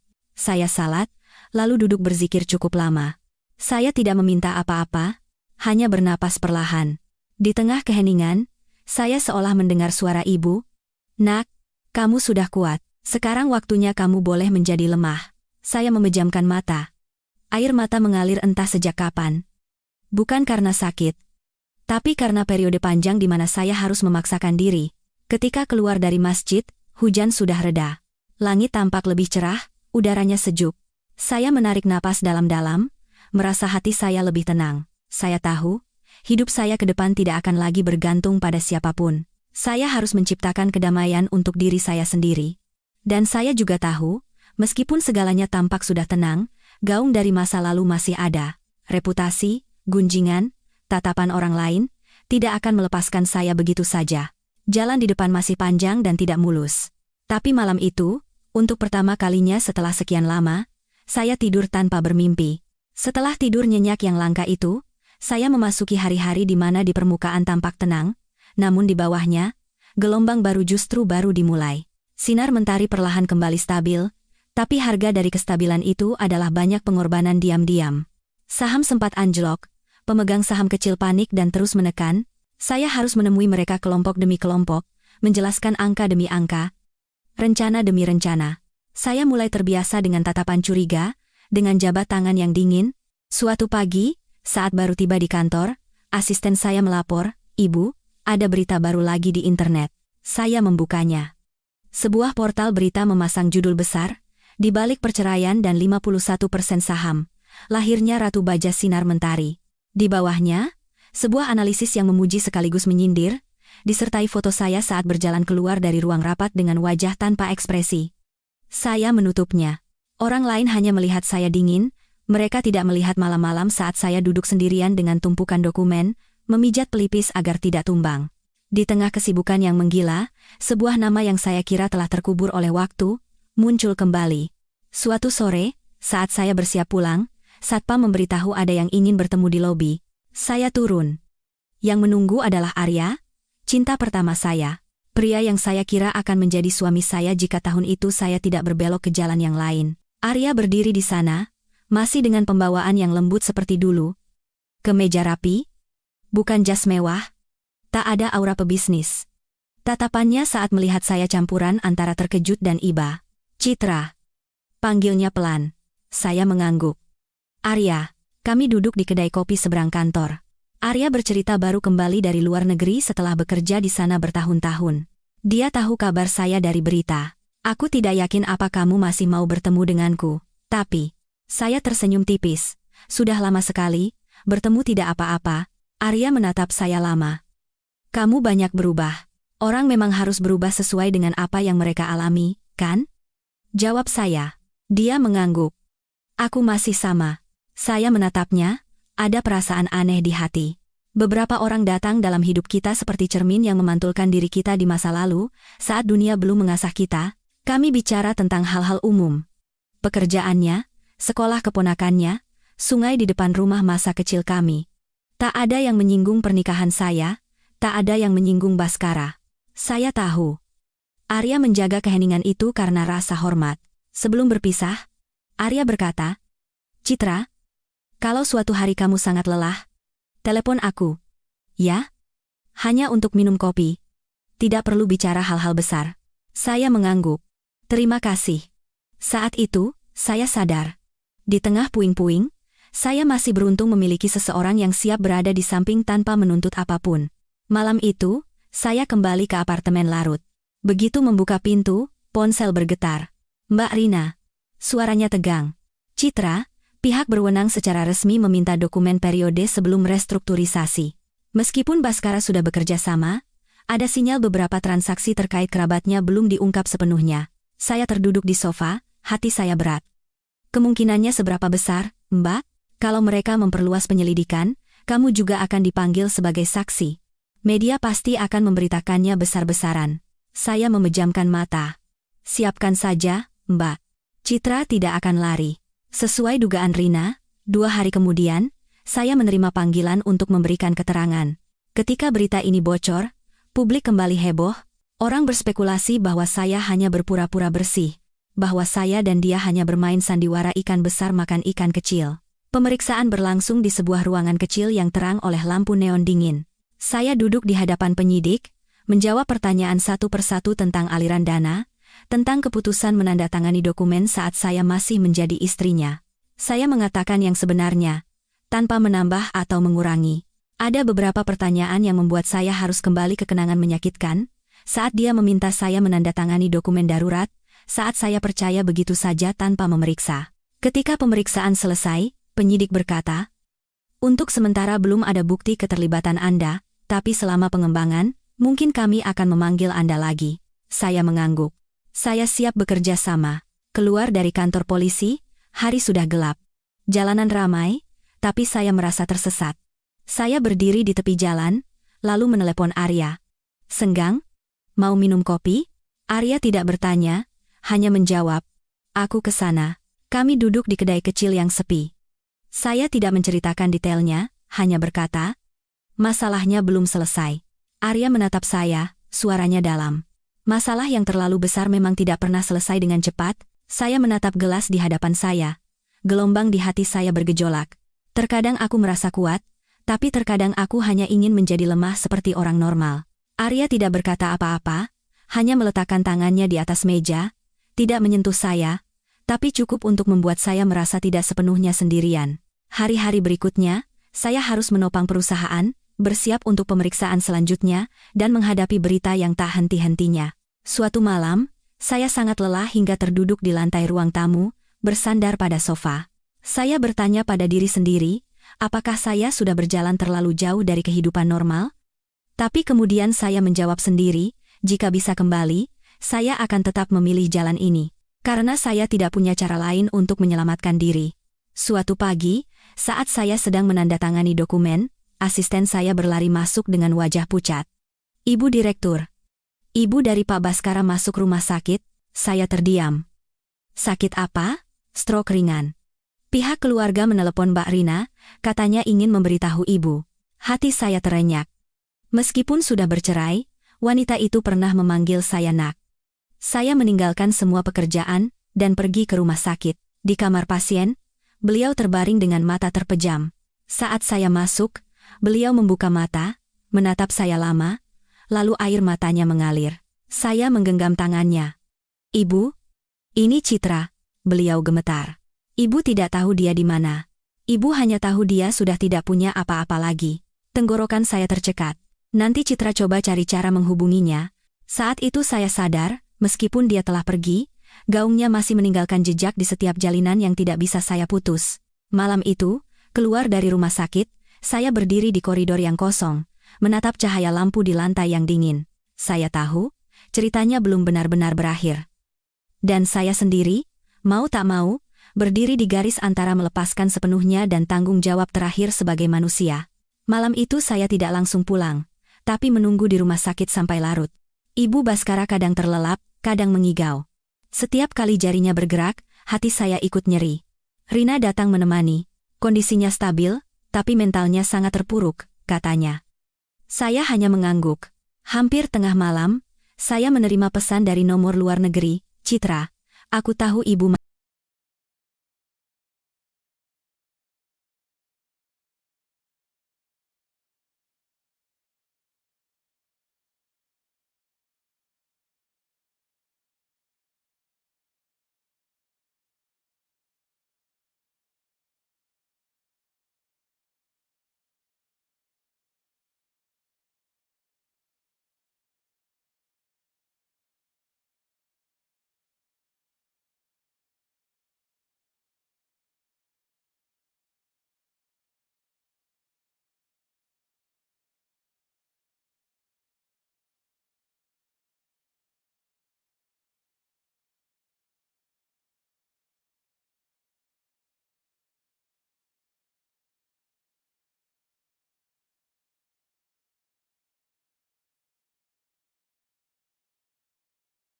masuk rumah sakit.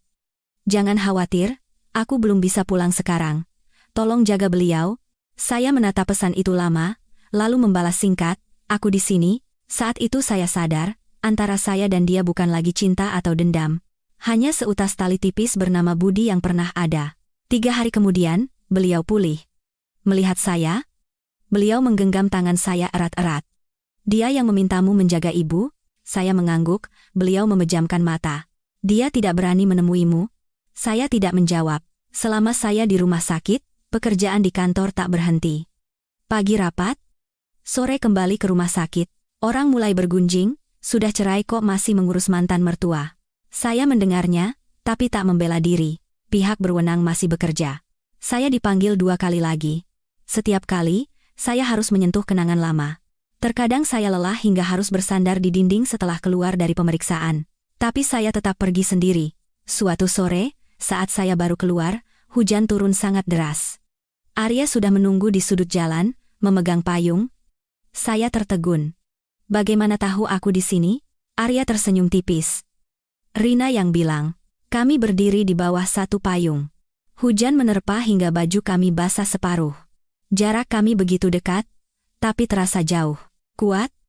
Tanya Arya. Saya tertawa, senyum yang tidak bahagia. Kalau aku jawab jujur, kamu nanti tidak tenang. Arya diam sejenak. Kalau begitu, anggap saja aku di sini agar kamu tidak perlu menjawab jujur. Kata-kata itu menenangkan hati saya. Ibu Baskara dipindahkan ke ruang perawatan biasa. Beliau semakin kurus. Suatu sore, beliau berbisik, Citra, ibu boleh minta tolong satu hal terakhir? Saya terdiam. Silakan, Bu, kalau nanti kamu bertemu dia lagi, tolong sampaikan, ibu tidak marah. Ibu hanya berharap dia hidup selayaknya manusia. Saya mengangguk, tenggorokan saya kaku. Berita tentang kerja sama Baskara dengan pihak berwenang dan penarikan dirinya secara sukarela dari transaksi mencurigakan mulai menyebar. Arus opini publik perlahan melunak. Seminggu kemudian, pihak berwenang menyimpulkan penyelidikan awal. Kesalahan terbesar ada padanya dan beberapa mantan rekannya. Saya tidak dituntut. Berita itu datang di suatu pagi yang biasa. Saya duduk terdiam di meja kerja, tidak merasa senang seperti yang saya bayangkan. Hanya ada kelegaan karena satu beban terangkat. Malam itu saya ke rumah sakit. Ibu Baskara sudah tidur. Saya berdiri di samping tempat tidurnya, lalu keluar diam-diam. Di koridor, saya membuka ponsel dan melihat pesan baru dari nomor luar negeri yang sama. Citra, mungkin aku bisa pulang menjenguk ibu beberapa hari lagi. Menurutmu, apa beliau masih mau melihatku? Saya menatap layar lama sekali, lalu membalas, ibu sudah sangat lemah. Pulanglah, beliau membutuhkanmu. Itu bukan rasa kasihan untuknya, tapi belas kasihan untuk seorang ibu yang berada di ujung penantian. 3 hari kemudian, dia kembali. Saya tidak menemuinya di bandara. Saya hanya berdiri di koridor rumah sakit. Saat melihatnya bergegas masuk ke kamar, dari celah pintu saya melihatnya berlutut di samping tempat tidur, menggenggam tangan ibunya, air mata mengalir tanpa suara. Saya berbalik dan pergi. Malam itu, Arya menelepon. Butuh aku ke sana? Saya menggeleng, meskipun tahu dia tak melihatnya. Tidak apa-apa. Citra ingin sendiri. Arya tak memaksa. Malam itu saya duduk sendirian di apartemen, mematikan semua lampu. Saya memikirkan dia, ibunya, dan diri saya sendiri. Saya baru paham, Hal yang paling sulit dilepaskan bukanlah dendam, melainkan jalinan ikatan yang selalu menarik kita kembali. Keesokan paginya, saya menerima telepon darinya. Suaranya lelah tapi tenang. "Citra, terima kasih." Saya tidak bertanya terima kasih untuk apa. Saya hanya menjawab, "Ibu membutuhkanmu." Dia terdiam beberapa saat. Aku tahu. Setelah ini, aku mungkin akan benar-benar pergi. Panggilan berakhir, saya meletakkan ponsel, menatap sinar matahari yang masuk. Saya tahu, ikatan terakhir antara saya dan dia semakin menipis. Tapi saya juga paham, saat putus nanti, hati saya tidak akan lagi merasa sakit. Hanya akan tersisa kehampaan yang sunyi. Setelah panggilan singkat itu, saya tidak lagi mendengar kabarnya. Saya tahu dia berada di sisi ibunya, dan itu sudah cukup. Ikatan terakhir yang menghubungkan kami seolah diletakkan dengan lembut, tanpa suara. Beberapa hari kemudian, kondisi ibunya menurun drastis. Setiap pagi, saya mampir ke rumah sakit sebelum ke kantor. Terkadang beliau sadar, terkadang tidak. Saat sadar, beliau tidak banyak bicara, hanya menggenggam tangan saya. Suatu kali, beliau berbisik, "Citra, ibu tidak bisa menjaganya untukmu, tapi kamu sudah bisa menjaga dirimu sendiri." Tenggorokan saya tercekat. Suatu sore, saat saya sedang rapat, Rina menelepon, suaranya sangat tegang. "Citra, cepat ke rumah sakit." Saya meninggalkan rapat di tengah jalan. Jalanan menuju rumah sakit terasa lebih panjang dari biasanya. Saat saya tiba, di depan ruang ICU sudah ada beberapa orang, termasuk dia. Dia bersandar di dinding, wajahnya pucat, matanya merah. Melihat saya, dia hanya mengangguk pelan. Ibunya meninggal di sore yang tenang itu. Tidak dalam kesakitan, hanya helaan napas terakhir yang lembut. Dia berlutut di samping tempat tidur, menggenggam tangan ibunya lama sekali. Saya berdiri di luar pintu, tidak masuk, hanya menundukkan kepala. Saat itu, semua kalah menang, semua dendam di antara kami menjadi begitu kecil di hadapan kematian. Pemakaman diadakan dengan sederhana. Saya datang sebagai kenalan lama, sebagai orang yang pernah memanggil beliau ibu. Di tengah kepulan asap dupa, saya melihatnya lebih pendiam dari biasanya. Tak ada lagi sisa-sisa pria yang pernah berdiri di puncak, hanya seorang anak yang baru saja kehilangan sandaran terakhirnya. Setelah upacara, dia memanggil saya ke sudut. Angin bertiup sepoi-sepoi. "Citra, ibu sudah tidak ada, aku tidak punya alasan lagi untuk di sini," katanya pelan. "Mas mau kemana?" Dia menggeleng. "Belum tahu. Tapi mungkin tidak akan kembali lagi." Dia menyodorkan sebuah amplop tipis. "Ini surat rumah yang ibu berikan padamu. Aku sudah urus balik namanya. Pesan ibu, untuk kamu tinggali saat tua nanti." Saya terdiam. Aku tidak bisa menerimanya.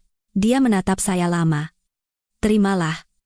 Anggap ini hal terakhir yang ingin aku lakukan dengan benar." Saya menerima amplop itu, tangan saya sedikit gemetar.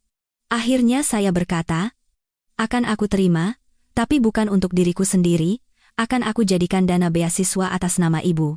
Dia sedikit terkejut, lalu mengangguk pelan. Kami berdiri dalam diam sejenak, lalu dia mengucapkan selamat tinggal dengan menundukkan kepala sangat dalam. Itulah kali terakhir saya melihatnya. Beberapa minggu kemudian, saya mendengar kabar dia telah meninggalkan Indonesia. Perusahaan perlahan stabil. Proyek-proyek baru dimulai dengan hati-hati, karyawan mulai percaya diri lagi. Saya melewati hari-hari yang sibuk dengan ritme yang berbeda, sadar, sepi, tapi tidak lagi panik. Arya masih sesekali muncul. Terkadang hanya makan malam sederhana, terkadang jalan-jalan singkat di tepi sungai. Dia tidak bertanya tentang Baskara, tidak bertanya tentang penyelidikan, tidak bertanya tentang masa lalu. Dia hanya bertanya, "Hari ini lelah?" Itu membuat saya bisa bernapas lebih lega. Suatu malam, saat kami duduk di tepi sungai, Arya bertanya pelan, "Citra, apa kamu merasa sudah benar-benar bebas?" Saya berpikir lama, lalu menjawab, "Belum. Hanya sedang belajar untuk hidup tanpa ditarik kembali." Arya mengangguk. Bebas dari seseorang itu mudah. Bebas dari diri kita di masa lalu, itu yang lebih sulit. Kata-kata itu membekas di hati saya. Saya mulai mengizinkan diri saya melakukan hal-hal yang dulu tak berani saya lakukan. Libur sehari tanpa pemberitahuan, menyetir pulang kampung sendirian, berdiri di depan rumah lama ibu, memasak untuk diri sendiri tanpa terburu-buru. Perlahan-lahan, saya belajar untuk kembali menjadi wanita biasa, bukan istri CEO, bukan direktur utama. Di waktu pribadi, hanya Citra. Suatu sore di kampung, Rina menelepon. "Citra, Pihak berwenang mengeluarkan hasil akhir. Kasus Baskara resmi ditutup. Tidak ada pengembangan lebih lanjut. Saya terdiam beberapa saat, lalu berkata, "Sudah selesai, ya, Mbak." "Iya. Benar-benar selesai." Setelah menutup telepon, saya berdiri di tepi pematang sawah. Angin membawa aroma jerami yang familiar. Tiba-tiba saya merasa sangat ringan. Bukan perasaan menang, tapi perasaan bahwa satu siklus hidup telah berakhir. Malam itu, saya tidur di rumah lama ibu. Dalam mimpi, saya melihat ibu berdiri di bawah gapura bunga di depan rumah, tersenyum pada saya. Saya terbangun dengan bantal yang basah, tapi kali ini saya tidak merasa sakit. Keesokan paginya, saya kembali ke Jakarta. Di meja kerja, tumpukan dokumen baru menunggu. Tapi saya tidak lagi merasa seberat dulu. Saya tahu, hidup saya akan terus berjalan dengan tanggung jawab baru. Tapi saya juga tahu, babak lama hidup saya dengan dia, dengan luka, dengan mimpi buruk telah sampai pada akhirnya. Sore harinya, Arya mengirim pesan. "Senggang?" Saya membalas. "Iya." Arya mengetik. "Aku mau ajak makan. Bukan untuk menghibur, hanya ingin memulai malam yang biasa bersama." Saya menatap layar ponsel lama, lalu mengetik, "Boleh." Saat itu, saya mengerti. Saya sedang berdiri di depan pintu baru kehidupan. Tidak megah, tidak ada janji-janji besar. Hanya sebuah pintu yang terbuka di tengah kesederhanaan. Malam itu, saya tiba di tempat yang dijanjikan 10 menit lebih awal dari Arya. Restoran kecil itu berada di sebuah gang yang tenang. Cahaya lampu kekuningan menerangi meja-meja kayu, suasananya hangat.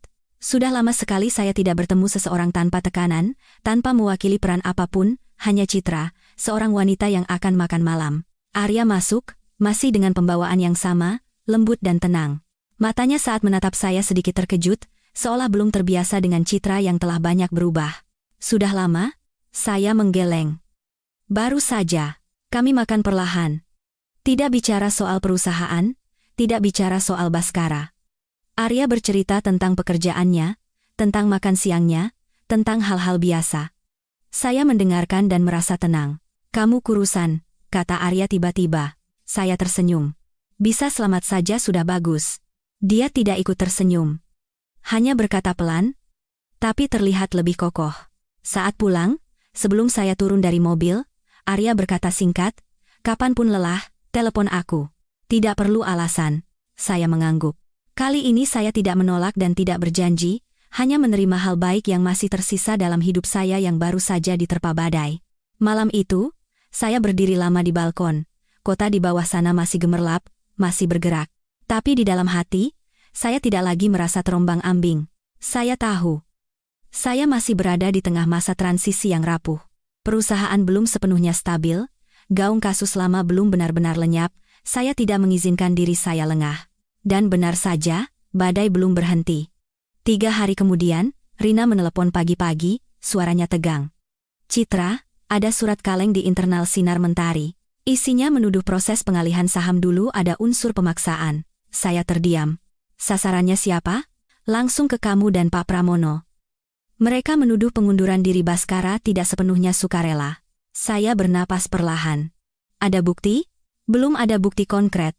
Tapi surat itu dikirim ke banyak pihak, otoritas, bank, dan media." Rasa dingin menjalari punggung saya. Saya paham serangan seperti ini. Ketika orang tidak bisa menang dengan uang dan kuasa, mereka akan menyiram lumpur ke reputasi. Saya berkata pada Rina dengan tenang, "Siapkan semua dokumen hukum, Mbak. Saya akan hadapi sendiri." 2 hari kemudian, media kembali riuh. Kali ini, mereka tidak lagi menyerang saya dengan emosi, tapi dengan keraguan hukum. Apakah transisi kekuasaan di Sinar Mentari benar-benar transparan? Adakah negosiasi rahasia antara Citra dan mantan suaminya? Saya membaca satu artikel, lalu menutupnya.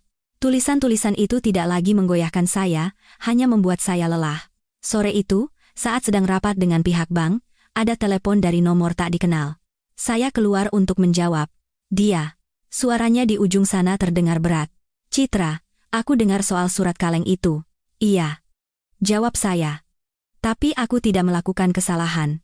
Dia terdiam beberapa saat, lalu melanjutkan, "Jika mereka butuh, aku siap memberikan konfirmasi di hadapan hukum bahwa semua keputusanku bersifat sukarela." Untuk pertama kalinya setelah berbulan-bulan, Saya merasa dalam suaranya tidak ada lagi penghindaran. Saya berkata pelan, "Kalau Mas melakukan itu, posisi Mas akan dirugikan. Aku sudah kehilangan hampir semuanya, Citra." Suaranya datar hingga dingin. "Tapi aku tidak mau kamu ikut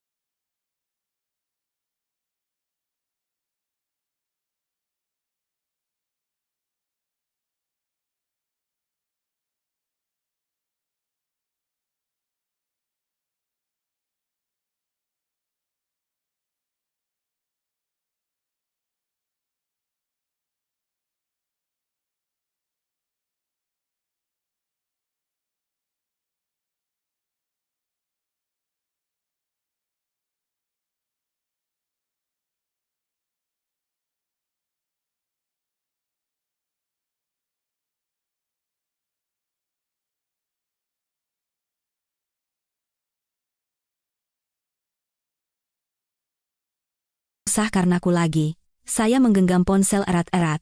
Saya tidak mengucapkan terima kasih. Di antara kami, kata itu sudah terlambat. Saya hanya berkata, "Akan aku sampaikan pada pengacaraku." Beberapa hari kemudian, seperti yang ia katakan, pihak berwenang menerima surat pernyataan sukarela darinya, mengonfirmasi bahwa seluruh proses pengalihan wewenang dan aset berjalan sesuai proposal dan penandatanganannya dalam kondisi sadar. Surat kaleng itu pun ditangguhkan karena kurangnya bukti. Ketika segalanya kembali tenang untuk sementara, saya baru sadar betapa lelahnya saya. Saya mengambil cuti 2 hari penuh, mematikan ponsel kantor, dan pulang kampung sendirian. Sore hari di kampung begitu sunyi. Saya duduk di teras rumah lama, mendengar suara jangkrik dan angin yang berdesir di rumpun bambu. Tiba-tiba saya teringat hari pertama saya menginjakan kaki di Jakarta. Dengan uang beberapa ratus ribu di saku dan mimpi sederhana, memiliki kehidupan yang lebih baik dari ibu. Tak kusangka, jalan itu akan berliku melewati begitu banyak kehancuran. Arya menelepon saat saya sedang duduk di dekat tungku. "Pulang kampung?" Saya mengangguk, meski tahu dia tak melihat. Arya berkata, "Kalau mau di sana lebih lama, biar aku bantu lihat pekerjaan di kantor." Saya tersenyum. "Citra tidak lari, kok. Hanya istirahat." Keesokan paginya, saya berziarah ke makam ibu. Saya membersihkan rumput liar, meletakkan seikat bunga kecil. Saya berbisik, "Ibu, Citra tidak takut lagi." Angin bertiup lembut. Saya percaya ibu mendengarnya. Saat kembali ke Jakarta, saya menerima pesan terakhir darinya. "Setelah hening berminggu-minggu, Citra, aku sudah pindah ke negara lain. Anggap saja urusan kita benar-benar selesai di sini." Saya membacanya, tapi tidak membalas. Saya meletakkan ponsel, menatap pintu kaca besar di kantor. Kota masih bergerak, perusahaan masih berjalan, hidup masih melangkah. Saya paham, meski di depan akan ada gesekan-gesekan lain, tapi periode paling keras dalam hidup saya telah berlalu. Saya bukan lagi perempuan kampungan yang berdiri di luar pesta bertahun-tahun lalu. Saya tidak perlu lagi membuktikan diri di hadapan siapapun. Tapi saya juga tahu, konsekuensi dari kekuasaan, uang, dan reputasi tidak pernah berhenti dengan mudah. Kedamaian saat ini hanyalah riak di permukaan. Jauh di dalam, hidup masih terus berubah dalam diam. Dan saya, mau tidak mau, masih berdiri di pusatnya. Malam itu, Arya mengirim pesan singkat, "Baik-baik saja?" Saya menjawab, "Iya."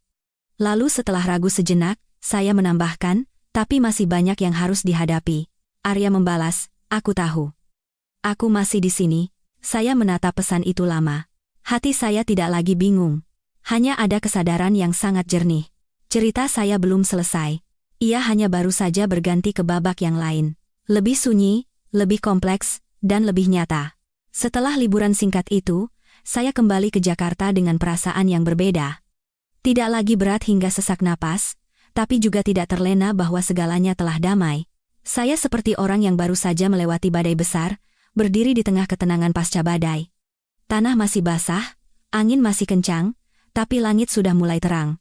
Pekerjaan kembali ke ritme yang ganas. Rapat maraton dengan bank, mitra asing, dan dana investasi baru. Saya sadar, setelah insiden besar itu, sinar mentari justru menjadi menarik di mata banyak orang.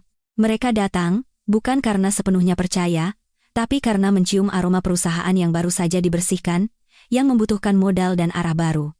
Saya harus lebih waspada berkali-kali lipat. Rina selalu mengingatkan, periode ini, kamu tidak boleh lunak pada siapapun. Satu tanda tanganmu adalah nyawa ribuan orang. Setiap malam saya pulang larut. Terkadang, duduk sendirian di ruang kerja yang luas, saya merasa begitu kecil di tengah tumpukan kontrak dan angka-angka fantastis. Di tengah kesibukan itu, sebuah peristiwa kecil namun mendalam terjadi dari arah yang tak terduga.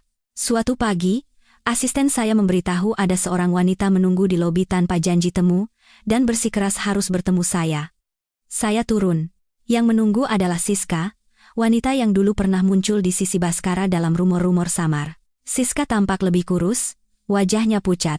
Tak ada lagi sorot percaya diri seperti dulu, dia menatap saya dengan sikap takut sekaligus putus asa. Ibu Citra, boleh saya minta waktu 5 menit? Saya menatapnya lama, lalu mengangguk. Kami duduk di ruang tamu kecil, suasananya begitu tegang. Siska menunduk dalam-dalam. Saya tidak datang untuk meminta uang. Saya tersenyum tipis. Lalu, dia terdiam sejenak, lalu berkata pelan. Saya hamil. Anak Mas Baskara. Kata-kata itu seperti batu yang jatuh di tengah danau hati saya. Tidak terasa sakit seperti yang pernah saya bayangkan, tapi lebih pada perasaan hampa yang tiba-tiba. Saya menatap Siska tanpa berkedip. Berapa bulan? Hampir 6 bulan. Saya bersandar di kursi. Berbagai gambaran melintas cepat di kepala saya. Periode di mana saya dan dia masih berstatus suami istri. Tapi hubungan kami sudah hancur. Malam-malam saat dia pulang larut, saat dia menghindari tatapan saya. Ternyata, beberapa kebenaran, meskipun kita tidak ingin mempercayainya, tetap ada dengan caranya yang paling kejam. Lalu kenapa kamu datang kemari? Tanya saya. Suara Siska bergetar. Mas Baskara sudah pergi. Saya tidak bisa menghubunginya lagi. Saya hanya tahu. Saya tidak sanggup membesarkan anak ini sendirian. Saya tidak berani mencarinya. Saya hanya tahu. Saya harus menemui ibu. Saya tertawa getir.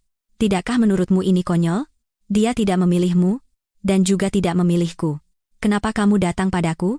Air mata Siska mengalir. Karena saya tahu, hanya ibu yang cukup kuat untuk menangani masalah ini dengan bermartabat. Saya terdiam lama. Untuk pertama kalinya setelah berbulan-bulan, saya merasa ditarik kembali ke masa lalu oleh seutas tali yang tak pernah saya siapkan untuk disentuh. Seorang anak, saat itu juga, semua kebencian menjadi canggung. Saya berkata perlahan. Saya tidak punya kewajiban untuk bertanggung jawab atasmu. Atau atas anak itu. Siska mengangguk, seolah sudah siap dengan jawaban itu. Saya tahu, Bu. Saya hanya berharap Ibu bisa membantu menghubungi Mas Baskara.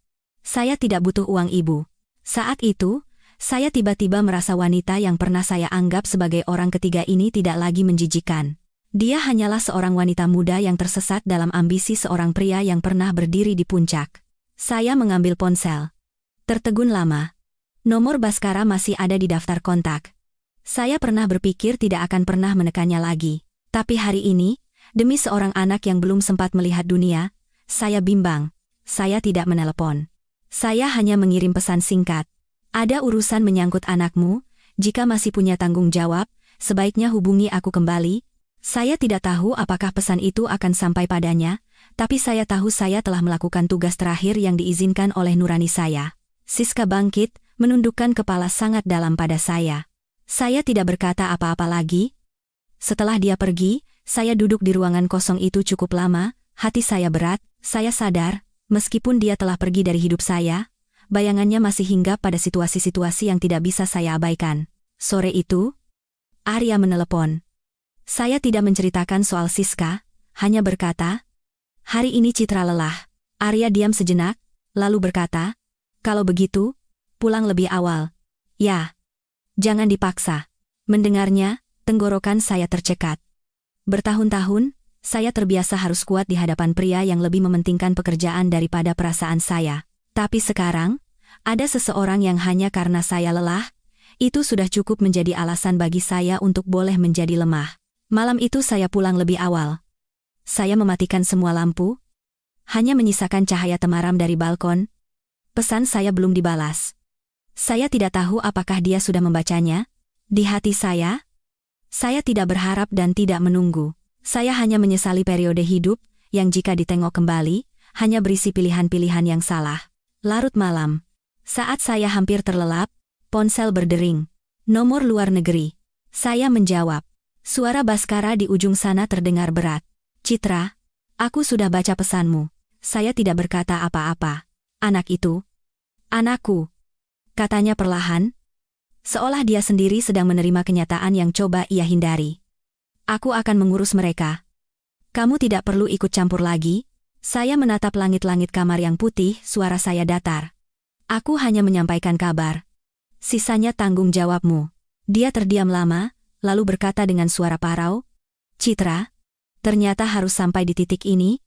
Baru segalanya benar-benar berakhir? Ya? Saya tidak menghiburnya. Saya hanya menjawab. Bagiku. Sudah berakhir sejak lama. Bagianmu. Baru saja dimulai. Panggilan berakhir. Saya berbaring dalam gelap. Untuk pertama kalinya setelah berbulan-bulan, saya menangis. Bukan karena dia. Bukan karena Siska. Saya menangisi seorang anak yang akan lahir dalam situasi yang rapuh. Dan menangisi diri saya di masa lalu, yang pernah terlalu percaya pada orang yang tidak pantas. Tapi setelah air mata itu kering, saya tidak lagi merasa benci, hanya tersisa ketenangan yang mendalam. Saya mengerti, cerita antara saya dan dia, yang saya kira sudah usai, ternyata masih memiliki gema terakhir yang harus dihadapi. Dan saya tahu, apa yang akan datang selanjutnya akan lebih kompleks dari yang baru saja saya lalui. Bukan hanya soal bisnis, bukan hanya soal perasaan. Ini adalah garis batas yang rapuh antara tanggung jawab, karma, dan utang emosional yang belum lunas terbayar. Setelah malam itu, saya tidak bisa tidur lagi. Langit belum terang, kota di luar masih diselimuti kabut tipis. Tapi di dalam hati saya ada perasaan aneh. Bukan lagi takut, bukan lagi sakit, tapi sebuah kesadaran yang dingin. Saya tahu, kehadiran anak itu tidak hanya akan mengacaukan hidup Siska dan Baskara, tapi juga akan meninggalkan bayangan pada hidup saya, sedikit atau banyak. Meskipun saya bukan lagi istrinya, karma punya cara untuk kembali dalam bentuk yang tak terduga. 2 hari kemudian, Siska mengirim pesan singkat. Dia sudah menghubungi saya, terima kasih, saya membacanya, lalu menghapusnya. Saya tidak butuh ucapan terima kasih itu, dan tidak butuh ikatan apapun lagi, pekerjaan kembali menyita saya. Kesepakatan kerjasama besar dengan dana investasi asing memasuki tahap akhir negosiasi. Ini adalah proyek yang akan menentukan arah sinar mentari 10 tahun ke depan. Saya praktis mengubur diri di ruang rapat, hidup dengan kopi dan makanan cepat saji. Rina menatap saya dan menghela napas. Kamu terlalu memeras dirimu sendiri. Saya hanya menjawab, kalau sekarang tidak diperas, nanti akan diperas orang lain. Dalam rapat-rapat itu, saya merasakan tekanan yang sesungguhnya. Saat masih menjadi istrinya, saya bisa berdiri di belakang. Sekarang, setiap keputusan tertera nama saya. Ada malam-malam saat kembali ke kamar, saya berdiri lama di balkon, memandang kota yang gemerlap, dan merasa seperti terapung di tengah arus deras yang tak bisa berhenti. Arya masih ada di sana, dalam diam, seperti kebiasaan yang lembut, terkadang hanya pesan singkat. Hari ini sudah makan? Terkadang hanya segelas air mineral yang diletakkan di depan pintu apartemen saat saya pulang larut. Saya tidak melangkah lebih dekat padanya, tapi juga tidak mendorongnya menjauh. Saya butuh waktu untuk memahami diri saya sendiri sebelum memahami orang lain. Suatu pagi, Rina memberitahu bahwa pengacara Baskara baru saja mengirimkan dokumen. Dia telah mentransfer seluruh biaya tunjangan anak dan asetnya di dalam negeri. Mereka ingin saya tahu untuk menghindari spekulasi yang tidak perlu. Saya mengangguk. Setidaknya, dalam urusan terakhir ini, dia tidak lari.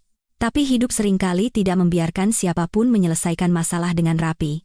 Hanya beberapa hari kemudian, media kembali menghembuskan rumor baru. Anak di luar nikah mantan CEO muncul, dengan artikel yang samar-samar menebak peran saya dalam masalah ini.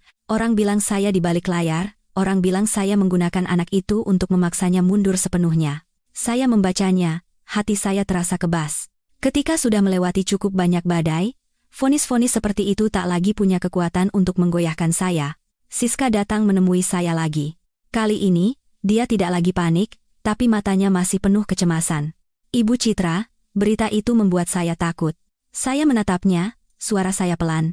Jaga saja dirimu dan anakmu baik-baik, sisanya, biar saya dan pengacara yang urus. Mata Siska berkaca-kaca. Saya tidak mau anak saya tumbuh dan harus menghadapi hal seperti ini. Tenggorokan saya tercekat. Anak yang belum lahir sudah harus menanggung bayang-bayang masa lalu orang tuanya. Saya berkata, kalau kamu percaya padaku, aku akan minta dana beasiswa atas nama Ibu Baskara untuk menanggungmu sampai melahirkan. Bukan sebagai sedekah, tapi agar anak itu tidak terseret dalam pusaran ini. Siska terdiam, lalu menangis. Saya tidak menghiburnya, hanya menyodorkan tisu. Beberapa luka tidak butuh kata-kata penghiburan, hanya butuh tangan yang tidak menolak. Semuanya tampak akan memasuki arah baru, tapi kemudian, peristiwa baru terjadi lagi. Kali ini bukan dari Baskara, tapi dari dalam sinar mentari sendiri. Dalam sebuah audit mendalam, tim internal menemukan sinyal adanya rekening gelap di anak perusahaan di daerah, yang dulu berada di bawah pengawasan orang kepercayaan Baskara, tapi dipertahankan setelah restrukturisasi karena belum ada bukti kuat. Laporan itu diletakkan di meja saya di suatu sore yang hujan. Angka-angka, jalur transfer yang berliku, kontrak palsu semuanya begitu jelas hingga mengerikan. Saya duduk terdiam lama sekali. Akhirnya, saya menandatangani dokumen yang merekomendasikan agar seluruh temuan ini diserahkan kepada pihak berwenang, tanpa ragu. Rina menatap saya. Suaranya tegang. Kamu paham, kan? Dengan melakukan ini, badainya akan lebih besar lagi. Saya menjawab, kalau takut badai lalu tidak berani memotong bagian yang busuk, sinar mentari hanya akan menjadi rumah yang indah tapi keropos di dalamnya. Kasus ini dibuka dengan cepat. Beberapa orang yang dulu berada di balik layar mendukung Baskara mulai dipanggil. Kekuatan gelap yang saya kira sudah mundur kebayang-bayang, perlahan muncul.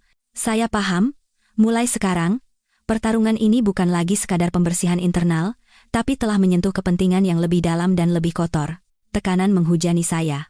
Surat ancaman tanpa nama mulai muncul, telepon tanpa suara di tengah malam.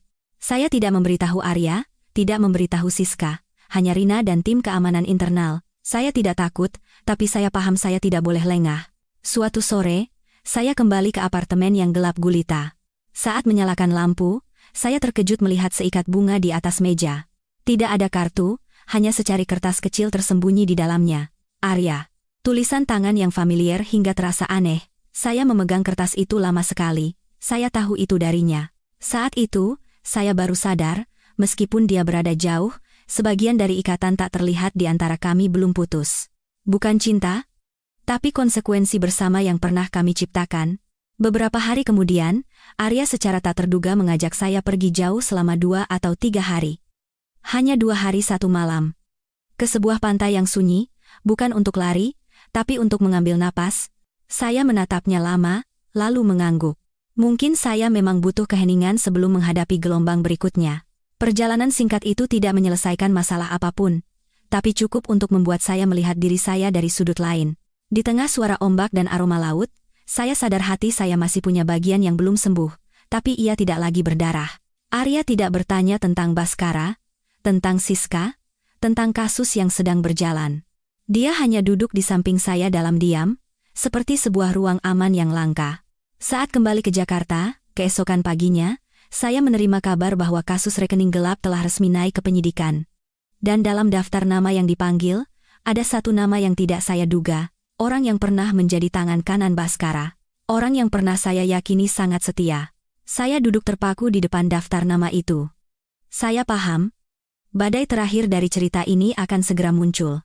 Apa yang akan saya hadapi selanjutnya bukan lagi sekadar masyarakat atau perasaan, tapi benturan langsung dengan jaringan kekuasaan dan uang yang paling kelam.